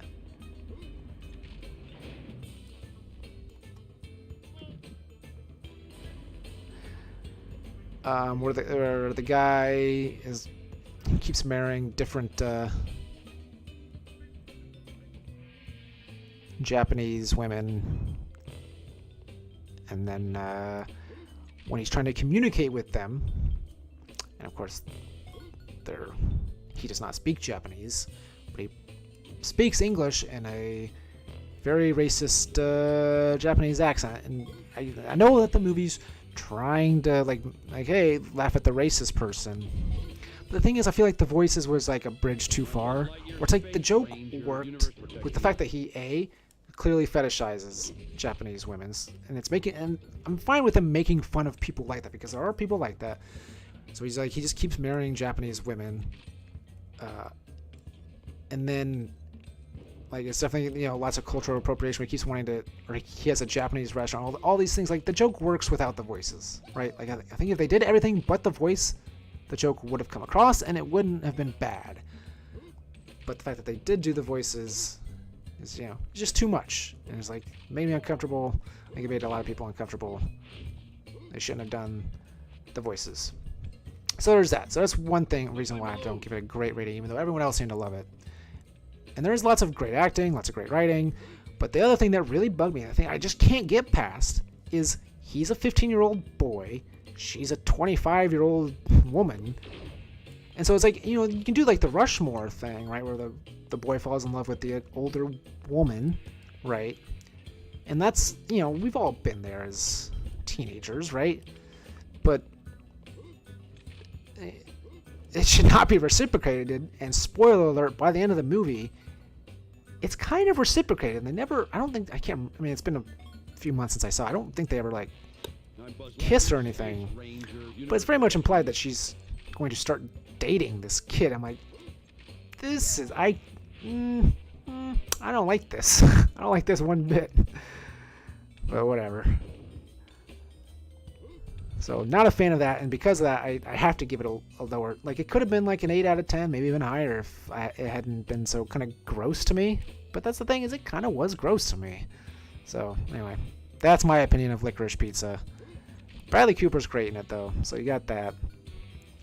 And again, I should say, like, they're all great. Like Allison Haim, what's her name? The one of the Haim sisters, she's great. Philip Seymour Hoffman's son is great. They're all great acting. There's no bad performances in the movie, except for the racist voices. But again, that actor's a good actor, a funny actor. And he does good aside from that. But the fact that he does his voices is not great. That's not necessarily his fault. I mean, he could have, of course, questioned it and been like, I don't know if I'm comfortable doing these voices. But ultimately, it was the director's decision, right? So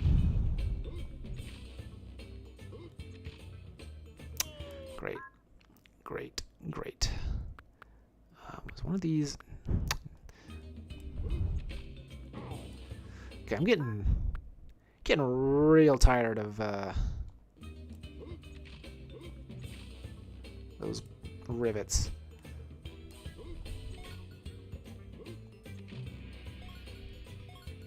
Okay, got potato heads thing.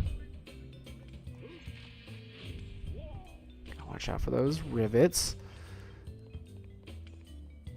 So those levers I keep pressing, by the way, they just create shortcuts, so you can get back to this level without having to climb all the way back up. There's a little elevator on the side. Yeah, coin. Oh, I don't need it. I way don't need it. I'm 10 past.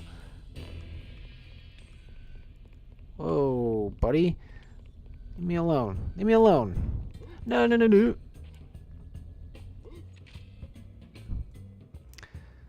Oh, you know what? I didn't put it in the title. You know what else I should talk about? I should talk about Taskmaster, because I feel like more people need to know about how awesome Taskmaster is. British show about people doing tasks, and it's amazing.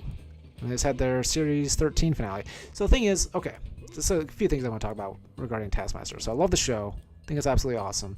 So they announced a few months back that they were releasing their own streaming service just for the show. Now they've got like international versions of the show, so you got a British version, you got a Norway version, you got a New Zealand version. So apparently they're gonna put all the versions up. Right now they've got, I think, 9 out of the 13 UK series on there, plus one Norway one, I think. Are there more batteries to be found? Oh, shoot. Okay. I know what to do here. Kind of. First of all, give me all the health you can give. I don't think I can do this with just the lasers. I'm gonna try. Okay. So I need to go. But I'm not going to try. What I am going to do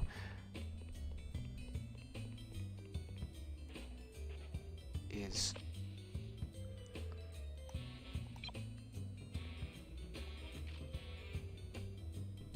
okay. I just wanted to make sure I had like the highest level available, which I did already. I'm gonna do this real quick.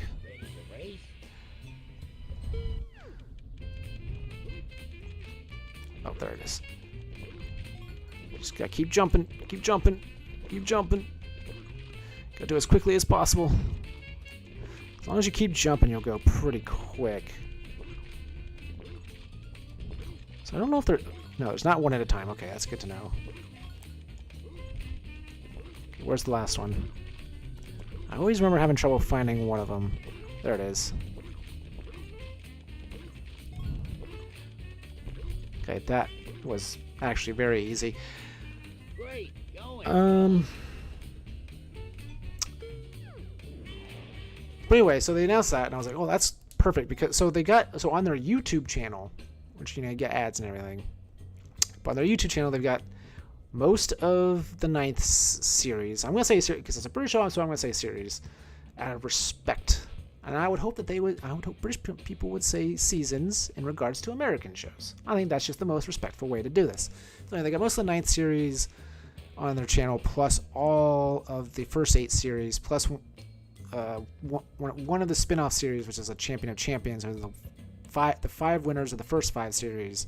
Which, by the way, so for anyone that doesn't know, it's the show where they have 5 comedians, each series just competing in different tasks, and then they get points, and then one of them wins at the end of the series. So they had the first 5 winners from the first 5 series and the Champion of Champions. Anyway, they announced that. I was like, oh, that's perfect, because since it's a British show, I can't watch new episodes legitimately. I have my ways. I don't download anything. Although, does streaming count as downloading? Because technically you are like temporarily downloading stuff, right? I don't know. But I don't technically pirate. I just find streams that maybe shouldn't exist, but I'm glad that they do.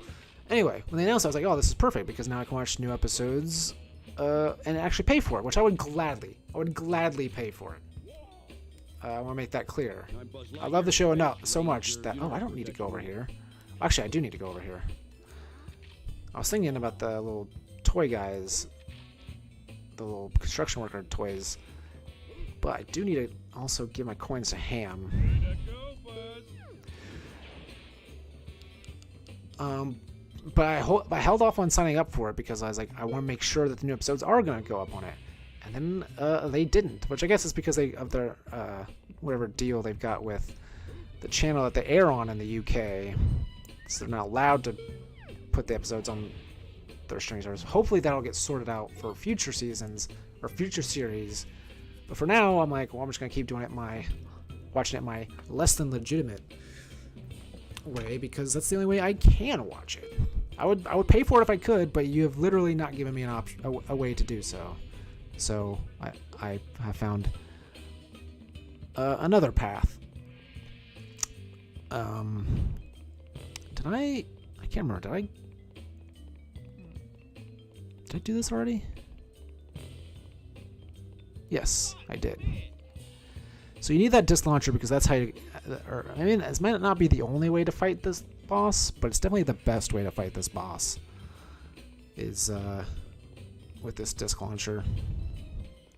So anyway, I highly recommend anyone check out Taskmaster, because it is a very funny show full of very funny people. And Series 13 was tremendous. Had a tight finish and everything, which is always good. You want a competitive finish. Sometimes it's not always competitive. Sometimes you go into the last episode, you're like, well, we already know who's going to win this one. That was not the case with this 13th series. But yeah, just absolutely. And there's just so many iconic moments from every series. It's just, you son of a gun. Not gonna get me this time.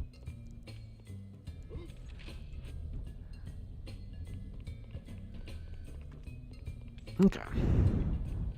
So anyway, that's my bit on Taskmaster. Everyone watch it, because it is one of the funniest shows I've ever watched. Like, legitimately, it's so freaking good. And next week, this coming Thursday, which I'm going to watch in my less legitimate way, which I'm not gonna disclose, by the way, mostly because I don't want it to get found out by. I mean, it's not like.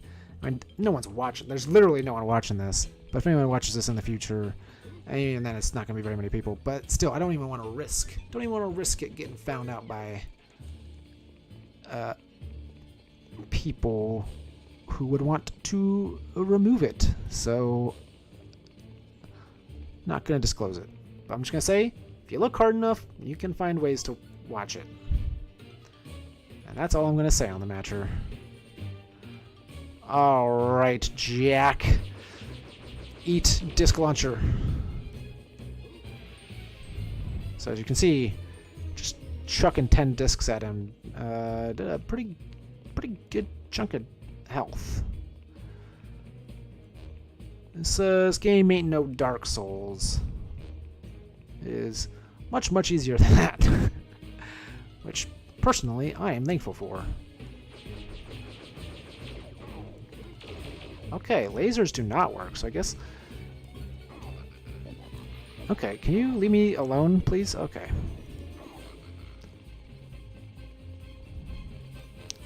Let's get some separation here.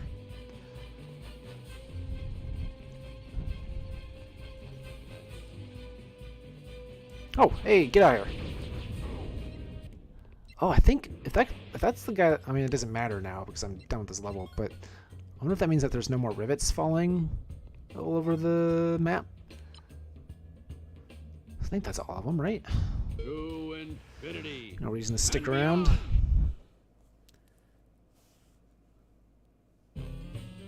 Bum bum bum bum bum bum bum bum bum bum bum bum bum. Bum bum bum bum bum bum bum bum bum bum. Nope. So I think next, what, this is like the alleyway one? Yeah, alleys and goalies. It's funny how much I remember this game I've been playing. I mean, seriously, probably 20 years. That's wild. I'm an old man. I'm an old man now. I'm very close to being able to really claim that because I'm 29. So, you know, just... Alright, you guys need to get out of here.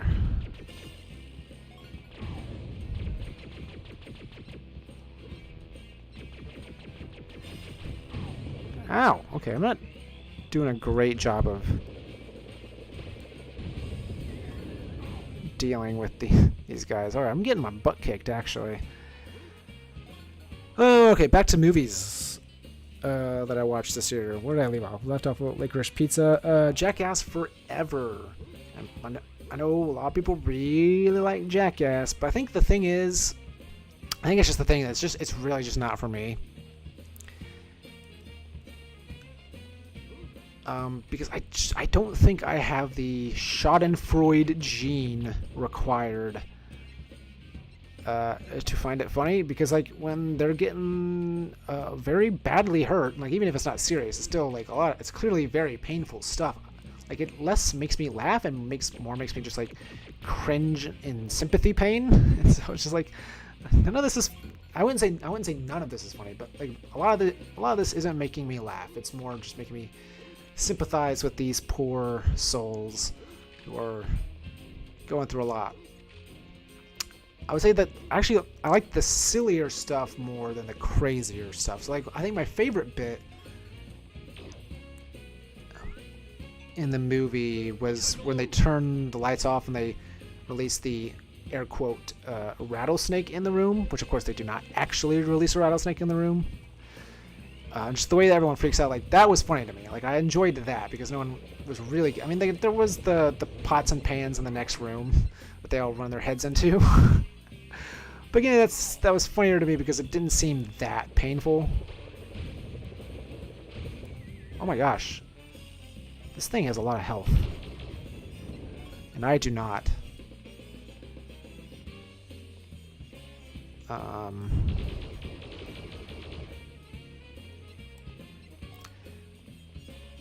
wonder if there's cheat codes I can do to get health back. I would totally utilize that right about now. I don't really care. I mean, I've beat this game without cheating before, so I don't really care about not cheating now. So anyway, I gave Jackass Forever 6.5 out of 10. Like, there were things that were enjoyable, but for the most part, I was just like, not for me.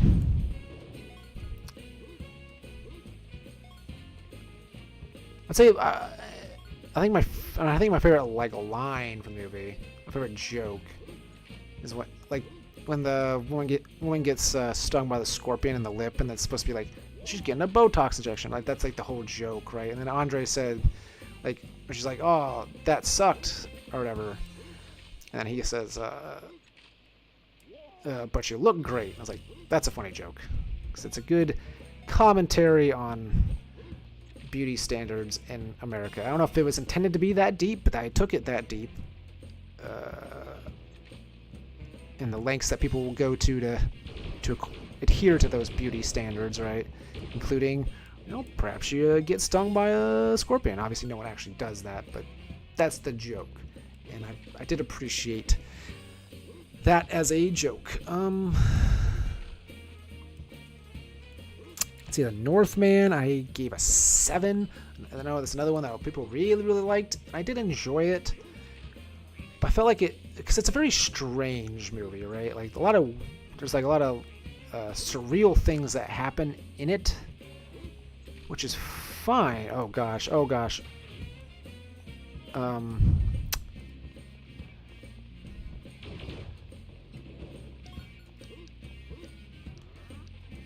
But I feel like because it's so surreal, it needed to take itself less seriously, but the movie takes itself very seriously. And I was not too enthralled with that. I was like, this is such a weird movie that I feel like it could use just like a dash of humor to kind of offset that weirdness a little bit. Or not to offset it, but to make it a little easier to swallow.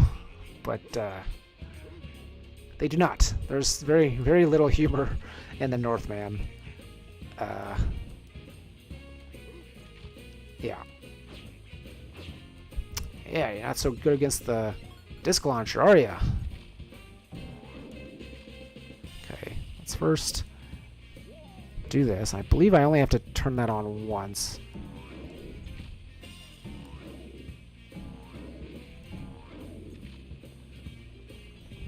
What's this? Is it rocket boots? Yeah. What do I do the rocket boots for? Is that how I can't remember what the rocket boots are for exactly. Whoa. Don't fall off, Buzz. Okay. I stopped paying attention for a second. And that was stupid.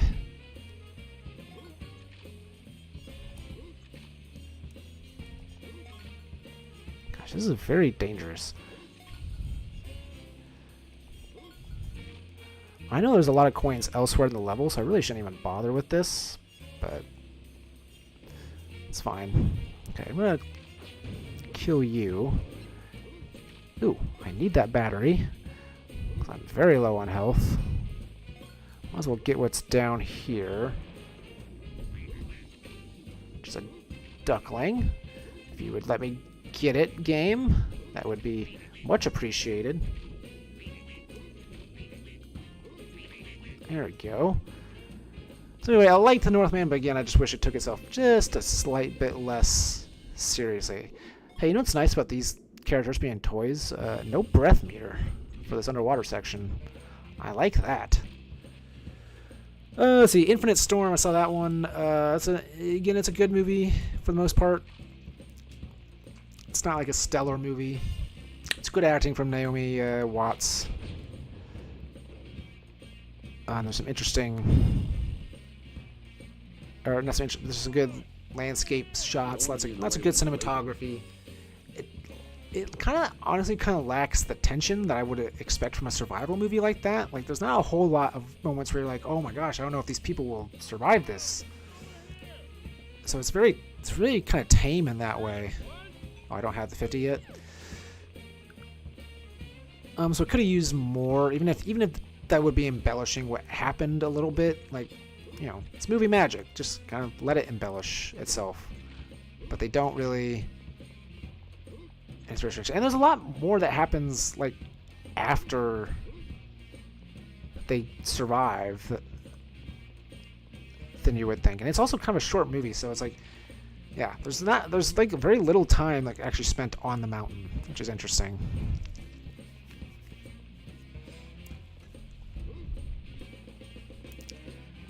Get out of here. No, give me that coin.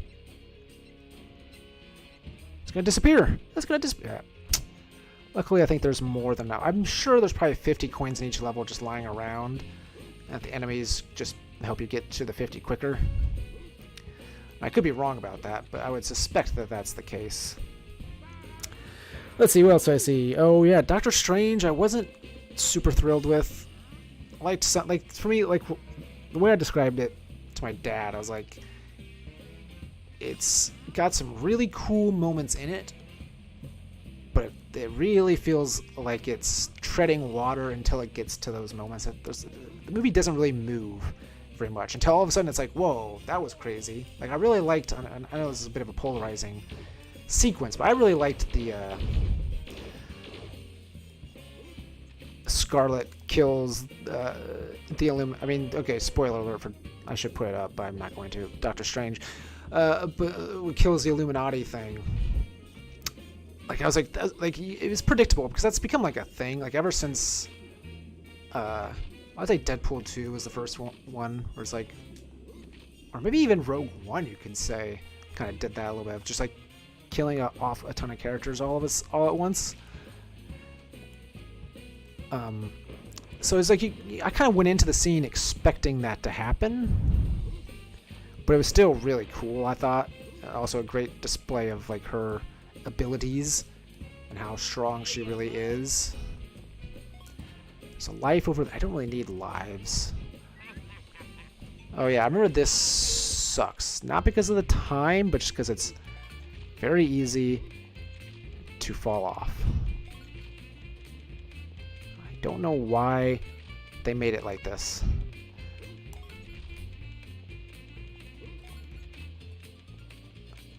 Great going, bud. Okay.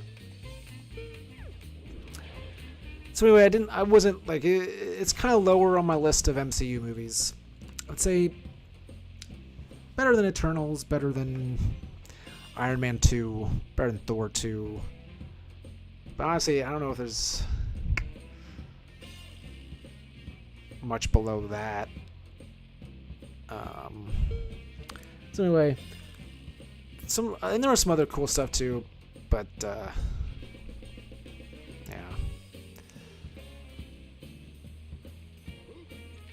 I know a lot of people didn't like that scene because they're like, oh, this means death doesn't matter, because you know some of these characters are gonna come back eventually. I'm like, well, not necessarily. And I mean, the characters might come back, and those actors as those characters, you know, who knows. But I think the point of that scene, or maybe not necessarily the point, but what you can draw from that is less that death doesn't matter and more in the MCU, but more that death only matters in like the Prime universe, right? So like when Tony died, when Natasha died, like those are deaths that actually matter. And so like you should be sad about those deaths, and those deaths will have a permanence. Like they might come back in cameos as like alternate versions of themselves. I find that unlikely, especially with the way with Robert Downey Jr. He seems like just done with the character. Like I don't see him ever wanting to return, not as that character. I mean, who knows if he'd return to the MCU as something else, but he definitely seems done with Tony. How do I get up here? Because this is the last. Do I need to go over here?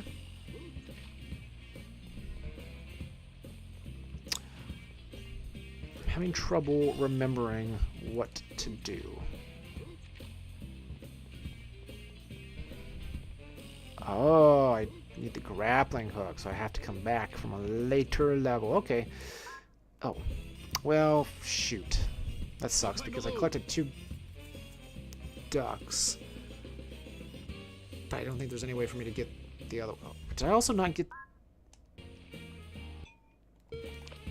Oh, I need 3 more coins.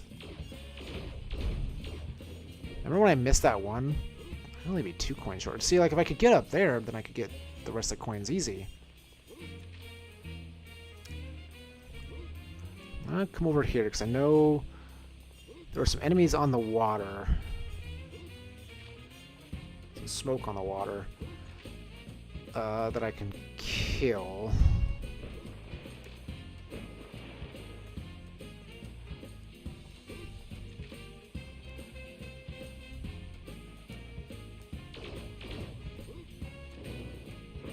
No, no, no, no, no, no! Drop down! Drop down!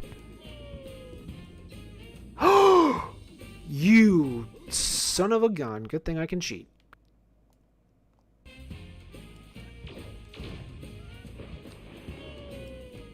You don't want to be in the way when my laser goes off. Okay, there's one. Oh, you know what? I don't need to do this. Because I know where I can get some more coins. At least I think so.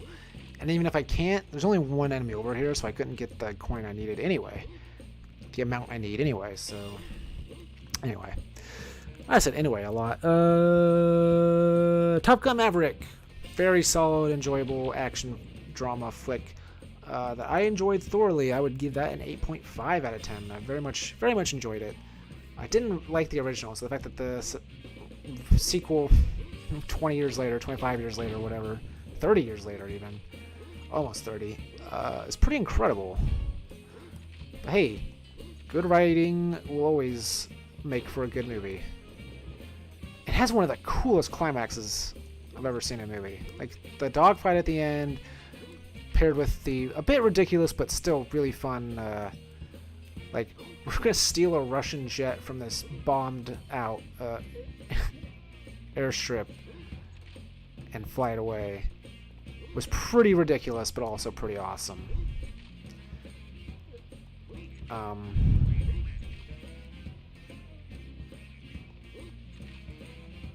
Oh, shoot. No time to lose. You dead? Yeah, you're dead. I wish enemies didn't respawn, like, every, 60 seconds. That'd be nice. Somebody, Top Gun Maverick, very good.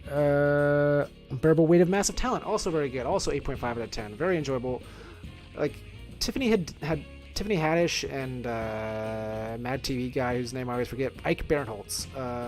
They're okay. Their comedy, like the kind of action comedy stuff, didn't work super well, and at least not some of the earlier parts. Like when he's sneaking into the room to get the data, or what I can't remember the setup, but you know, it's all very kind of rote, like ROTE, rote, and not particular. Oh gosh.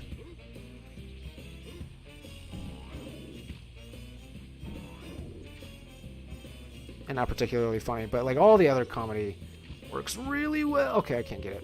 I'm gonna have to leave. It sucks to have collected that many coins and to have to come back and collect them all over again, but that's how it goes. It's how the ice cream melts. Where did I hear that? Oh, something stupid. It's normally cookie crumbles, but I heard ice cream melts in a different thing, and it's stuck in my head for some reason. Everything Everywhere All at Once. Oh, that's a good movie. 9 out of 10. A little bit of a slow start, but man, once it gets going, it is a rip-roaring good time. And I've got a theory, and I haven't looked into whether or not other people have this theory. I'm sure it is a theory amongst others. I don't like to read up on theories because I just don't care. I like to formulate my own theories. And I don't really care what other people have to say. Well, especially like before. Like, here's the thing: I really do not like reading theories about something before it comes out, because the thing is, the most likely theories end up getting kind of pushed to the top, becoming the most popular theories. And then guess what? They end up being right. So they're kind of spoilers, even if they're not like actual leaks. Even if they are just guesses, they're just like very accurate guesses. And so I don't like. But anyway. My theory on Everything Everywhere All at Once is that none of the alternate universe stuff actually happens, and that the universe where nothing crazy happens and they have their New Year's party and everything, and then she throws the thing through the window. All that I think is all the only real stuff. Everything else, to me, I think it's in her head, in Michelle Yeoh's head, of her kind of trying to process her kind of failing relationship with her daughter. Right? That's the crux of the movie, is their relationship and her trying to repair it and trying to be a better mother and trying to not be like her father. Which, like, the whole thing is like the whole with the everything bagel. Oh God, stop it! Come on, just go away. I remember this level. Like at some point they give you a pity power up. They're like, oh, you're struggling? Here, take this. I wonder. Sad, strange little man. Oh, okay, so I'm not completely invincible. Oh. Oh, well, if I knew that, jeez.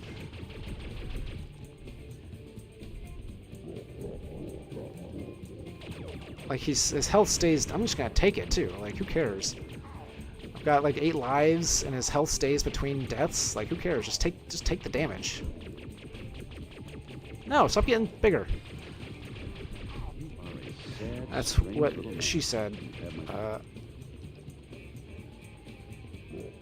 Oh my god. That's fine. I'll damage race you. I'll definitely win because I've got 8 lives. And you might not even take this life. But yeah, I think it's all just her processing her relationship. Like the idea is that at the end, it's like her daughter wants to take the everything bagel and become whatever.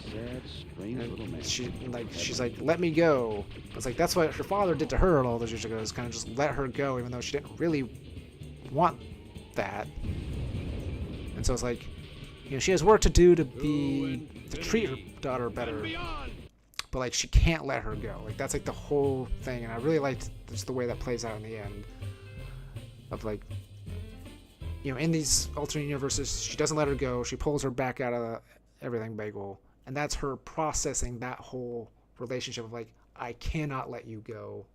You are my daughter, and I have to, like, you have to be a part of my life, and I have to be a part of yours. And it's a really endearing, sweet resolution that damn near made me cry. I didn't cry because I never cry at movies or games or TV or anything, which sometimes makes me question my humanity, but that's a conversation for another day. But I do, like, I mean, to clarify, I do get sad at stuff. Like, again, I'd say it made me very sad at the end. Like, kind of bittersweet sad. But it was more happy. I guess it was more happy tears or that there were no tears, but almost happy tears. Alright, you, sir, need to stop lasering me.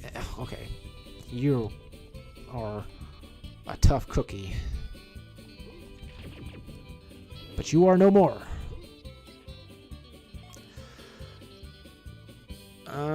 And then the movie I have so far liked the most this year, and it's a bit of a polarizing movie, but I really, really liked it. I thought there's a lot of really clever writing, in my opinion,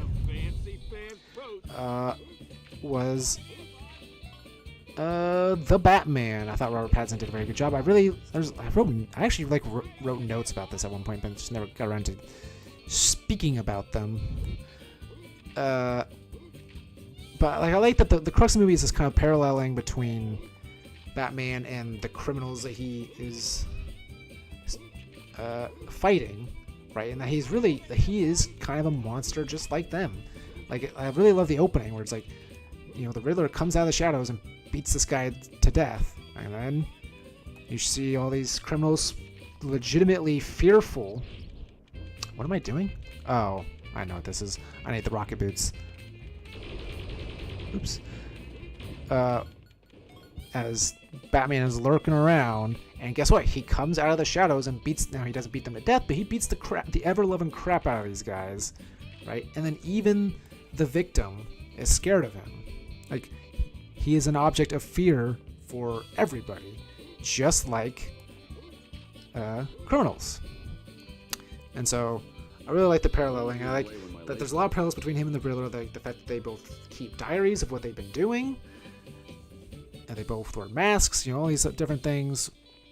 And I like that the resolution, the character arc, is that like he learns to be an actual hero and be a savior rather than a punisher, right?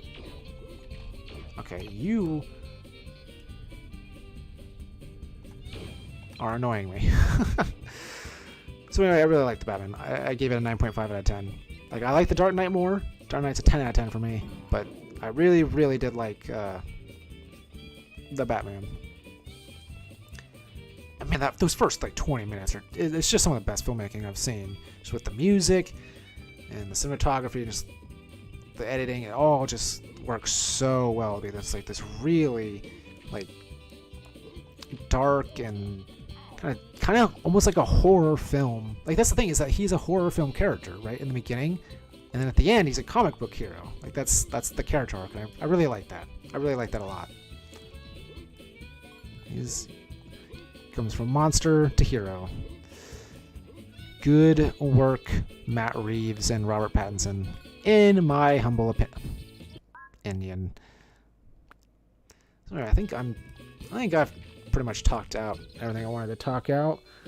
So I might play 1 or 2 more levels and then call it a day. Okay, what do you want? Oh yeah, you want your little chicks. Well, let's do that. Do that. Oh yeah, I need to get on the right side if I remember right, because those things will hit you if you're in the center or on the left and hurt. Whoa! See, that was very close.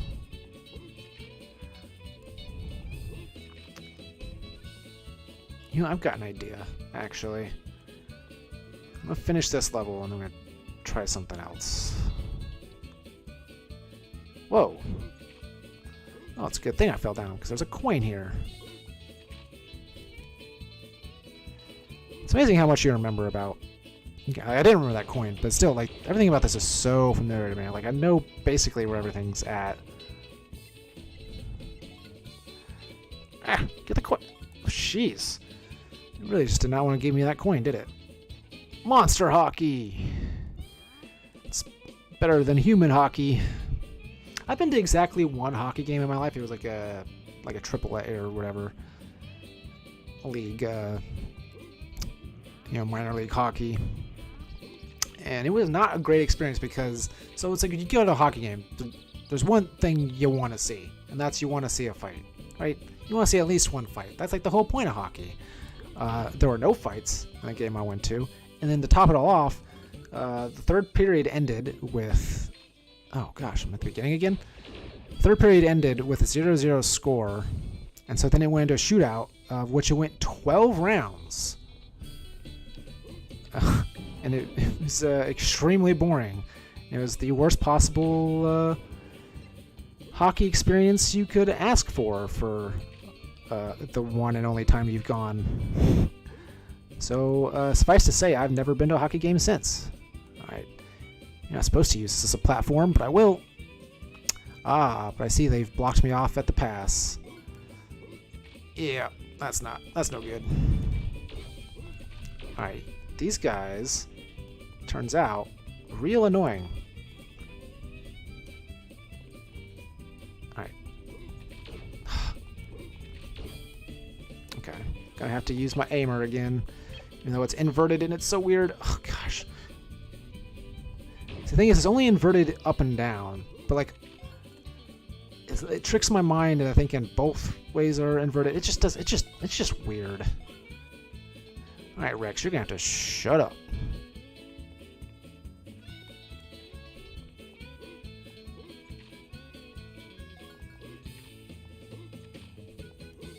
Okay, what about this? If I get the extra...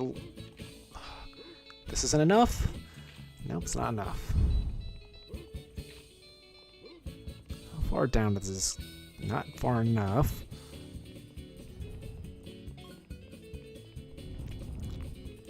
Okay, that's nothing. I'm gonna, before I continue down that path, let's kill this guy.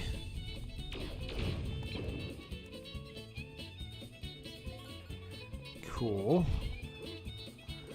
Hope I need that coin. Hope that wasn't a complete waste of time. I'm sure it will be in the end. So I think I'm on my way to the boss fight here. I'm trying to remember what the boss is.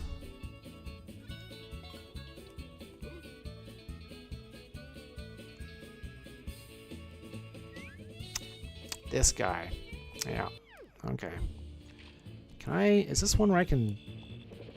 Yeah. Oh, okay.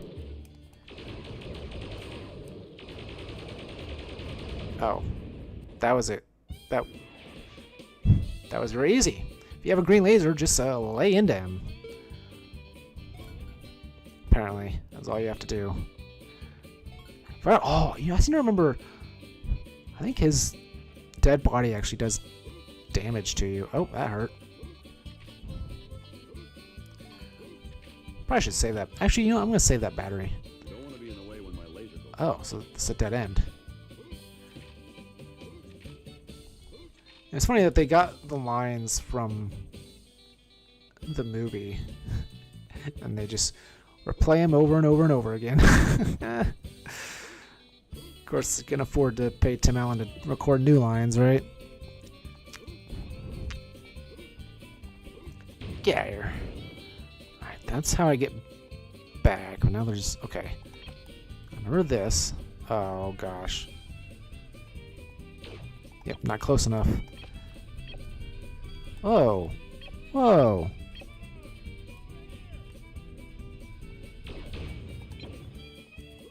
Oh, give me that coin.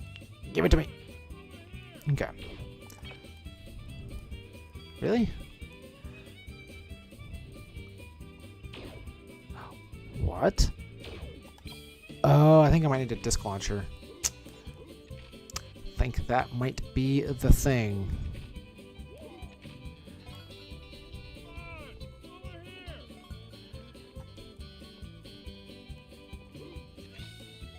Okay.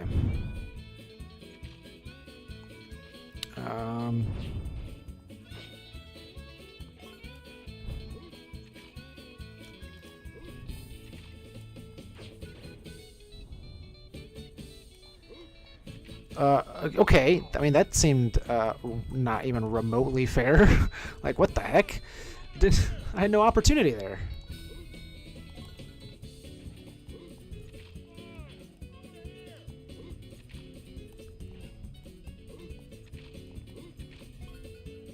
Alright. So I think we're done in here. Oh, I don't have enough coins yet.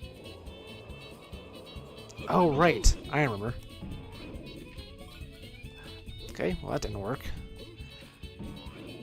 But yes, there's a path for me to get more coins. Okay.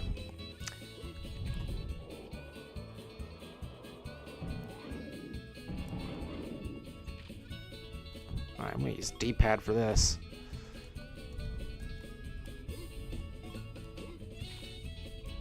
Hey, Buzz Lightyear. Well, we can change that up so that it never happened.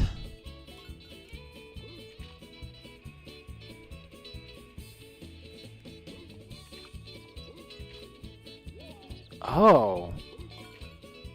I'm now having memories of other stuff. Hold on.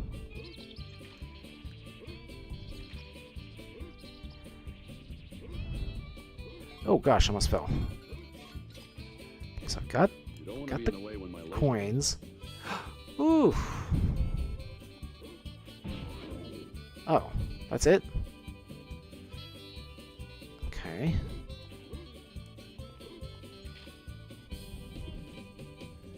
Where's...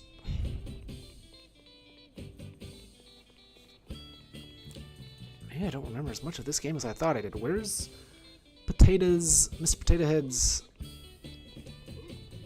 stuff? So he gives me those rocket boots. Oh, right, hold on. I need to talk to you? Yeah.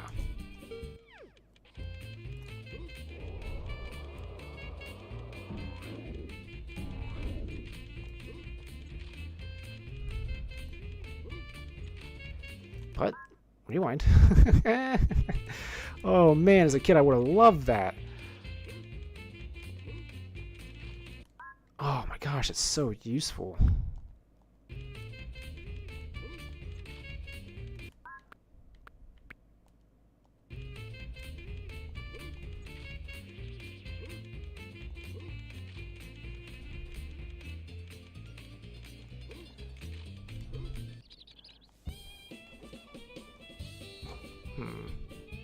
Interesting.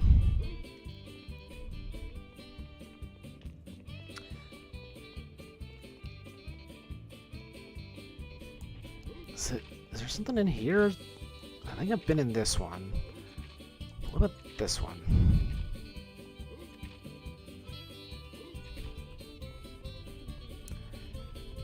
Just really feels like I'm missing something.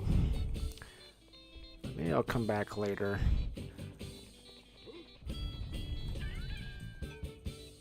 Oh. Gotta do it twice. Okay. This time, ooh, not a whole lot of time to deal with this time. I might not need the rewind. Oh, I saw. Okay,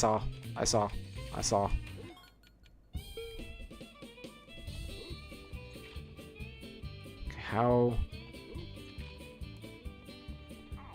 Ow. How do I get up there? Okay, well, let's deal with...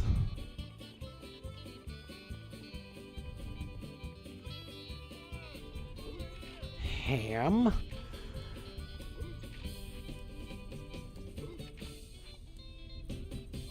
to go, bud. Thanks. Cliff. Right? Cliff, what was his name? Cliff something. John Ratzenberger. What the? What the what? That's not how that's supposed to work.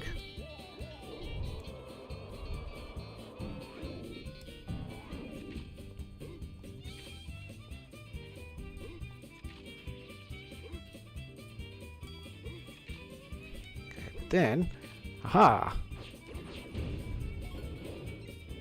Okay, so now I've got his arm. Oh, okay. Thought I could grab that pole. You cannot. Luckily, the sludge does not hurt too badly.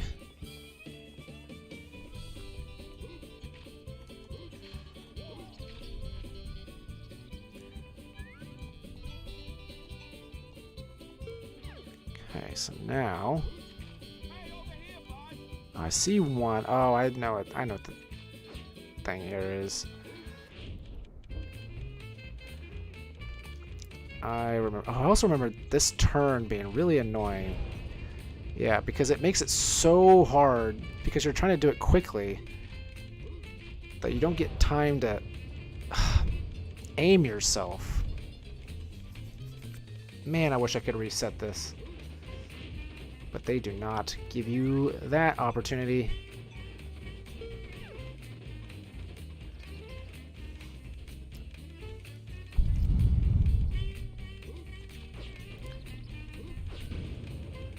They're not so hot when you got discs to worry about, huh? Because they track you. I don't have to do anything. Go, go. All right, this time I'm going to play it smart and slow. Okay, or not.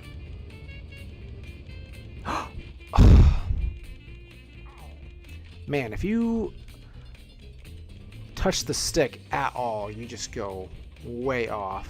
I'm gonna try it again just in case.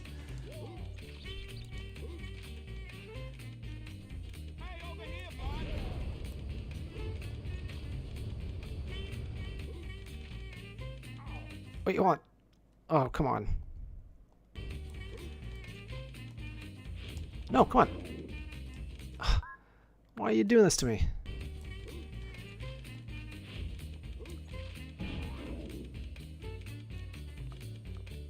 Oh gosh, there's no way. Okay. But at least that means that if I give myself... If I take it slow, I definitely can do it. The image outside didn't make any sense. Gosh. It's so annoying.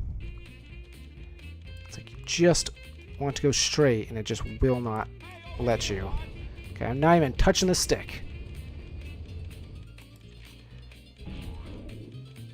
Much easier. That's how you do it. Cool. Cool. Cool.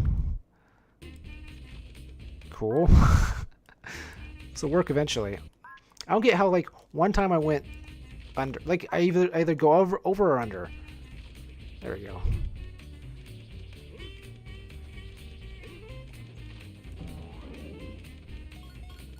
Oh, okay. Problem with this is I now have 4, but I don't have 5. So the question is, how do I get the 5th one, which I'm pretty sure is in this storage room on the left. I need the hover boots. I need the hover boots. Alright, is there... Yep, there it is. And because I don't have the hover boots, you can't get it. And when you leave a level, it doesn't save how many you've collected. So I'm gonna have to do that again. That stupid rocket boots puzzle I'm gonna have to do again.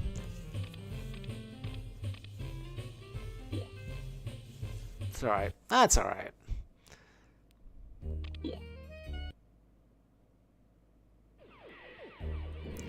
But anyway, what I wanted to do real quick before I quit. Oh, did my phone die? Apparently my phone died. That's not good.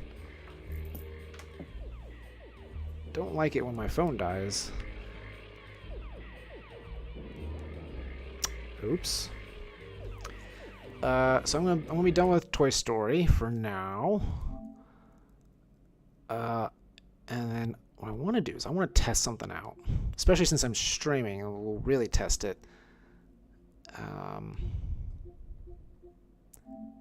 Let's try out.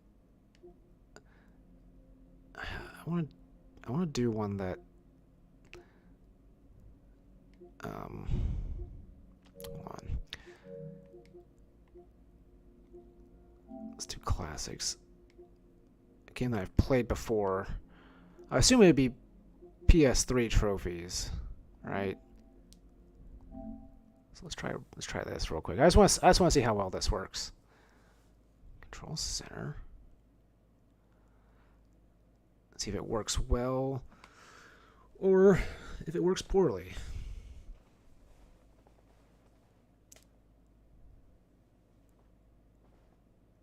Interesting. I wonder, can a game be so popular that... Oh, I guess it wouldn't necessarily be games. It would just be consoles in general. I don't know how many machines they've got running for games. This is going to be interesting. Yeah, I've never tried streaming a game before, so I just can't imagine this is going to be a good experience. But I figured I'd try it, give it a fair shot before I condemn it as being not worthwhile. And since I'm actively externally streaming out, it'll be interesting streaming in at the same time. Oh my gosh, that's cross-media bar symbols.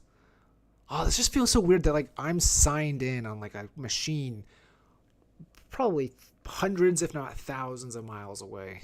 Who knows where this machine is that's playing this game, and I'm signed in on it right now. That's a weird... That's like messing with my brain.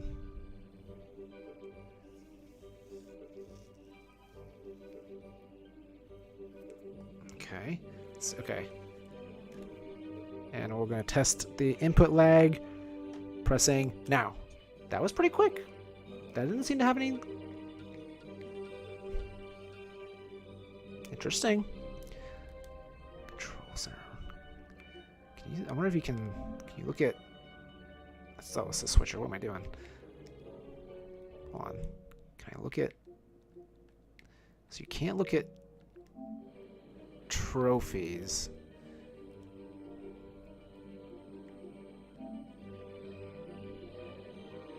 Stream quality. Well, that's interesting. Oh, test connection.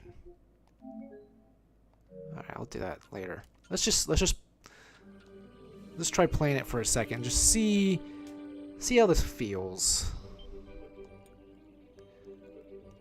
It's also weird that it's 720p. I don't know if I like that because I can do 1080p on my PS3 that I still have. Of course, I don't have access to all these games, so you know, beggars can't be choosers. No, can I skip this though? Because I just want to get to the gameplay so I can test how well it plays. If it plays well right now while I'm streaming out at the same time, that would actually be a very good boon for the quality. But the universe knows him as Clay. Yes, I know all this. I've played this game before. I want to skip this, but it will not let me. This is...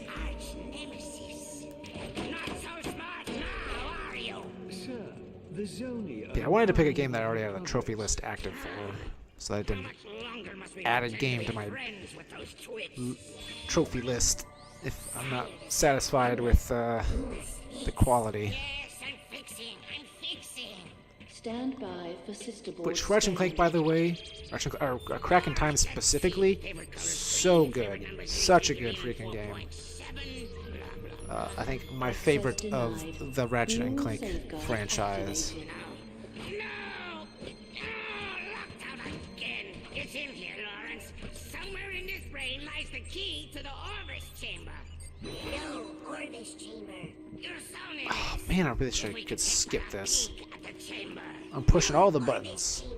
Chamber is for Sire only. I just want to get to the gameplay, man. I just want to get to the gameplay. The whole point is just experimentation. Say hello to. Not the hypersonic brainwave scramble. Man, I really wish Lawrence had been in Rift Apart. That was the one. If I have one complaint about Rift Apart, it's the lack of Lawrence.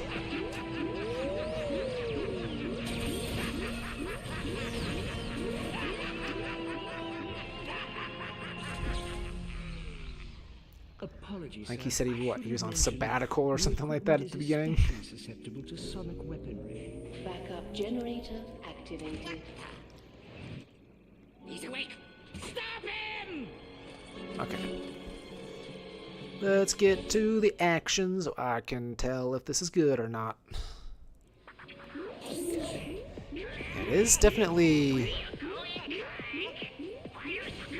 I mean, it seems fine. Ooh. There was some stutter there. Doesn't seem to be a whole lot of input lag. Oh, but there is some real stutter. Yeah, it might be because I'm streaming out at the same time. To be fair to the thing. But yeah. Once action started happening, it got real stuttery. Not terrible, but definitely noticeable. Maybe I'll have to try out while not streaming out, and then report back on my findings next week. Try looking at the ocular scanner on your left. Okay, see it? Good. Okay, now look at the one on the right. See it? Got it. All right. Look at the scanner above you. Good. Now, there's one more beneath you. Maybe there's a tiny bit of input lag. I can't. It's hard to tell. If there is, it's not a whole lot, Breach but it's. detected in sector 6. It might be more than Dispatching none. time cleaners. More than nothing. Less than something. It's a fun college humor video. More than nothing, less than something. Alright. Yeah, there's a tiny bit of input lag, I think. And there is some real stuff. Of course, maybe that's just the game. Maybe the game had some frame rate issues that I'm not remembering. I don't know. But like once explosions start happening, there's, you know, there's a little bit of stutter.